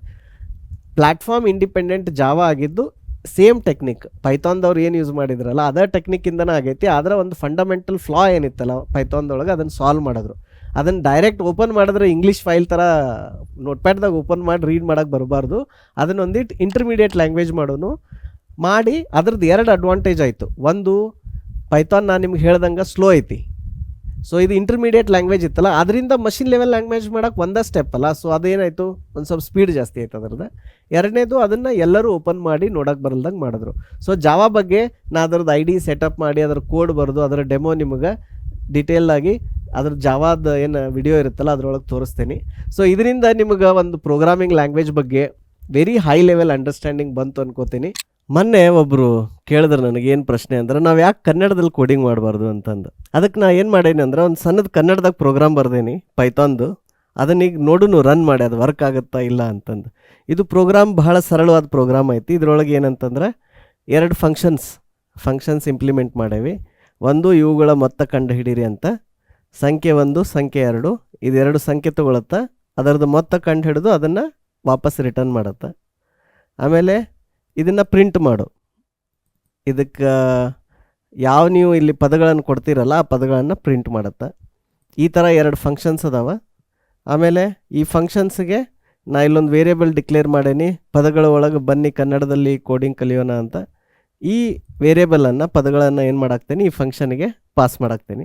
ಮೊತ್ತ ಅಂತ ಒಂದು ವೇರಿಯೇಬಲ್ ಐತಿ, ಇದು ಏನಂತಂದ್ರೆ ಇವುಗಳ ಮೊತ್ತ ಕಂಡು ಹಿಡಿ ಅಂತ ಒಂದು ಫಂಕ್ಷನ್ ಇಲ್ಲಿ ಮೇಲೆ ಬರೆದಿದ್ದಲ್ಲ, ಈ ಫಂಕ್ಷನನ್ನು ಕಾಲ್ ಮಾಡಾಕ್ತೈತಿ. ಅದಕ್ಕೆ 2 ವ್ಯಾಲ್ಯೂಸ್ ಪಾಸ್ ಮಾಡಾಕ್ತೀವಿ. ಆ ಬಂದಂಥ ಮೊತ್ತವನ್ನು ನಾವು ಆಮೇಲೆ ಮತ್ತೆ ಪ್ರಿಂಟ್ ಮಾಡಾಕ್ತೇವೆ. ಸೊ ಇಷ್ಟು ಇದು ಕೋಡ್ ಐತಿ, ಅತಿ ಸಿಂಪಲ್ ಅಥವಾ ಸರಳ ಆದಂಥ ಕೋಡು. ಈಗ ಇದನ್ನು ರನ್ ಮಾಡಿ ನೋಡೋಣ ಅಂತ. ಬರ್ರಿ ಈಗ ಈ ಪ್ರೋಗ್ರಾಮನ್ನು ನಾವು ಪೈಥಾನ್ ಇಂಟರ್ಪ್ರಿಟರ್ಗೆ ಕಮಾಂಡ್ ಲೈನ್ ಒಳಗೆ ಕೊಟ್ಟು ರನ್ ಮಾಡಿ ನೋಡೋಣ ಅಂತ ಫಸ್ಟ್. ಸೊ ನಾನು ಫಸ್ಟ್ ಏನು ಮಾಡ್ತೀನಿ, ಈ ಫೈಲ್ ಪಾತ್ ಕಾಪಿ ಮಾಡ್ತೀನಿ, ಮಾಡಿ ಕಮಾಂಡ್ ಪ್ರಾಂಪ್ಟಿಗೆ ಹೋಗಿ ಈ ಪಾತ್ದೊಳಗೆ ನನ್ನ ಲ್ಯಾಪ್ಟಾಪ್ನಾಗ ಪೈಥಾನ್ ಇಂಟರ್ಪ್ರಿಟರ್ ಇನ್ಸ್ಟಾಲ್ ಆಗೈತಿ. ಆ ಇಂಟರ್ಪ್ರಿಟರ್ಗೆ ನಾನು ಏನು ಮಾಡಾಕ್ತೇನೆ, ನಂದು ಎಲ್ಲಿ ಕೋಡ್ ಬರ್ದೇನಲ್ಲ ಆ ಕೋಡ್ ಪಾತ್ ಕೊಡಾಕ್ತೇನೆ, namaste.py. ಸೊ ಈ ಫೈಲ್ ಹೆಸರು namaste.py. ಆ್ಯಕ್ಚುಲಿ ಪ್ರೋಗ್ರಾಮ್ ವರ್ಕ್ ಆಯ್ತು ರೀ. ಬನ್ನಿ ಕನ್ನಡದಲ್ಲಿ ಕೋಡಿಂಗ್ ಕಲಿಯೋಣ. ಮೊತ್ತ 25. ಆದರೆ ಇಲ್ಲಿ ಫಾಂಟ್ ನೋಡ್ರಿ ಏನಂದ್ರೆ ಅದ್ರದ್ದು ಡಿಫಾಲ್ಟ್ ಫಾಂಟ್ ಏನೈತಲ್ಲ ಕಮಾಂಡ್ ಲೈನ್ ಇದ್ರೊಳಗೆ, ಆ ಫಾಂಟು ಇದನ್ನು ಇನ್ನೂ ಕರೆಕ್ಟಾಗಿ ಹ್ಯಾಂಡಲ್ ಮಾಡ್ತಿಲ್ಲ. ಇದು ವಿಂಡೋಸ್ದು ಡಿಫಾಲ್ಟ್ ಇದು ಯಾವ ಫಾಂಟ್ ಯೂಸ್ ಮಾಡುತ್ತಂತ ನೋಡಿಕೊಂಡು ಅವ್ರಿಗೆ ಇದು ಫೀಡ್ಬ್ಯಾಕ್ ಕೊಟ್ಟರೆ ಮೋಸ್ಟ್ಲಿ ಇದನ್ನು ಫಿಕ್ಸ್ ಮಾಡ್ಬೋದು. ಆದ್ರೆ ವಿಜುವಲ್ ಸ್ಟುಡಿಯೋ ಕೋಡ್ ಏನು ಸಾಫ್ಟ್ವೇರ್ ಇದೆಯಲ್ಲ ನಾ ಯೂಸ್ ಮಾಡೋದು, ಅದು ಮಾತ್ರ ಇದನ್ನು ಸರಿಯಾಗಿ ತೋರಿಸ್ತಿದೆ. ನಾ ಇಲ್ಲಿ ಹೋವರ್ ಮಾಡಿದ್ರೆ ನೋಡಿರಿ ಇದನ್ನು ಪ್ರಿಂಟ್ ಮಾಡುವಂಥ ಡೆಫಿನಿಷನ್ ಅಂತ ಹೇಳ್ತಿದೆ, ಫಂಕ್ಷನ್ಗಳು. ಆಮೇಲೆ ಈಗ ಈ ಫಂಕ್ಷನ್, ಇನ್ನೊಂದು ಫಂಕ್ಷನ್ ಯಾವುದು, ಇವುಗಳ ಮೊತ್ತ ಕಂಡುಹಿಡೀರಿ. ಸೊ ಇದನ್ನು ಅದು ಕರೆಕ್ಟಾಗಿ ವಿಜುವಲ್ ಸ್ಟುಡಿಯೋ ಕೋಡ್ ಮಾತ್ರ ತೋರಿಸ್ತಿದೆ. ಈ ಪ್ರೋಗ್ರಾಮನ್ನು ಡಿಬಗ್ ಮಾಡೋದು ತೋರಿಸ್ತೀನಿ ನಿಮಗೆ. ಇಲ್ಲೊಂದು ಬ್ರೇಕ್ ಪಾಯಿಂಟ್ ಸೆಟ್ ಮಾಡೋಣ.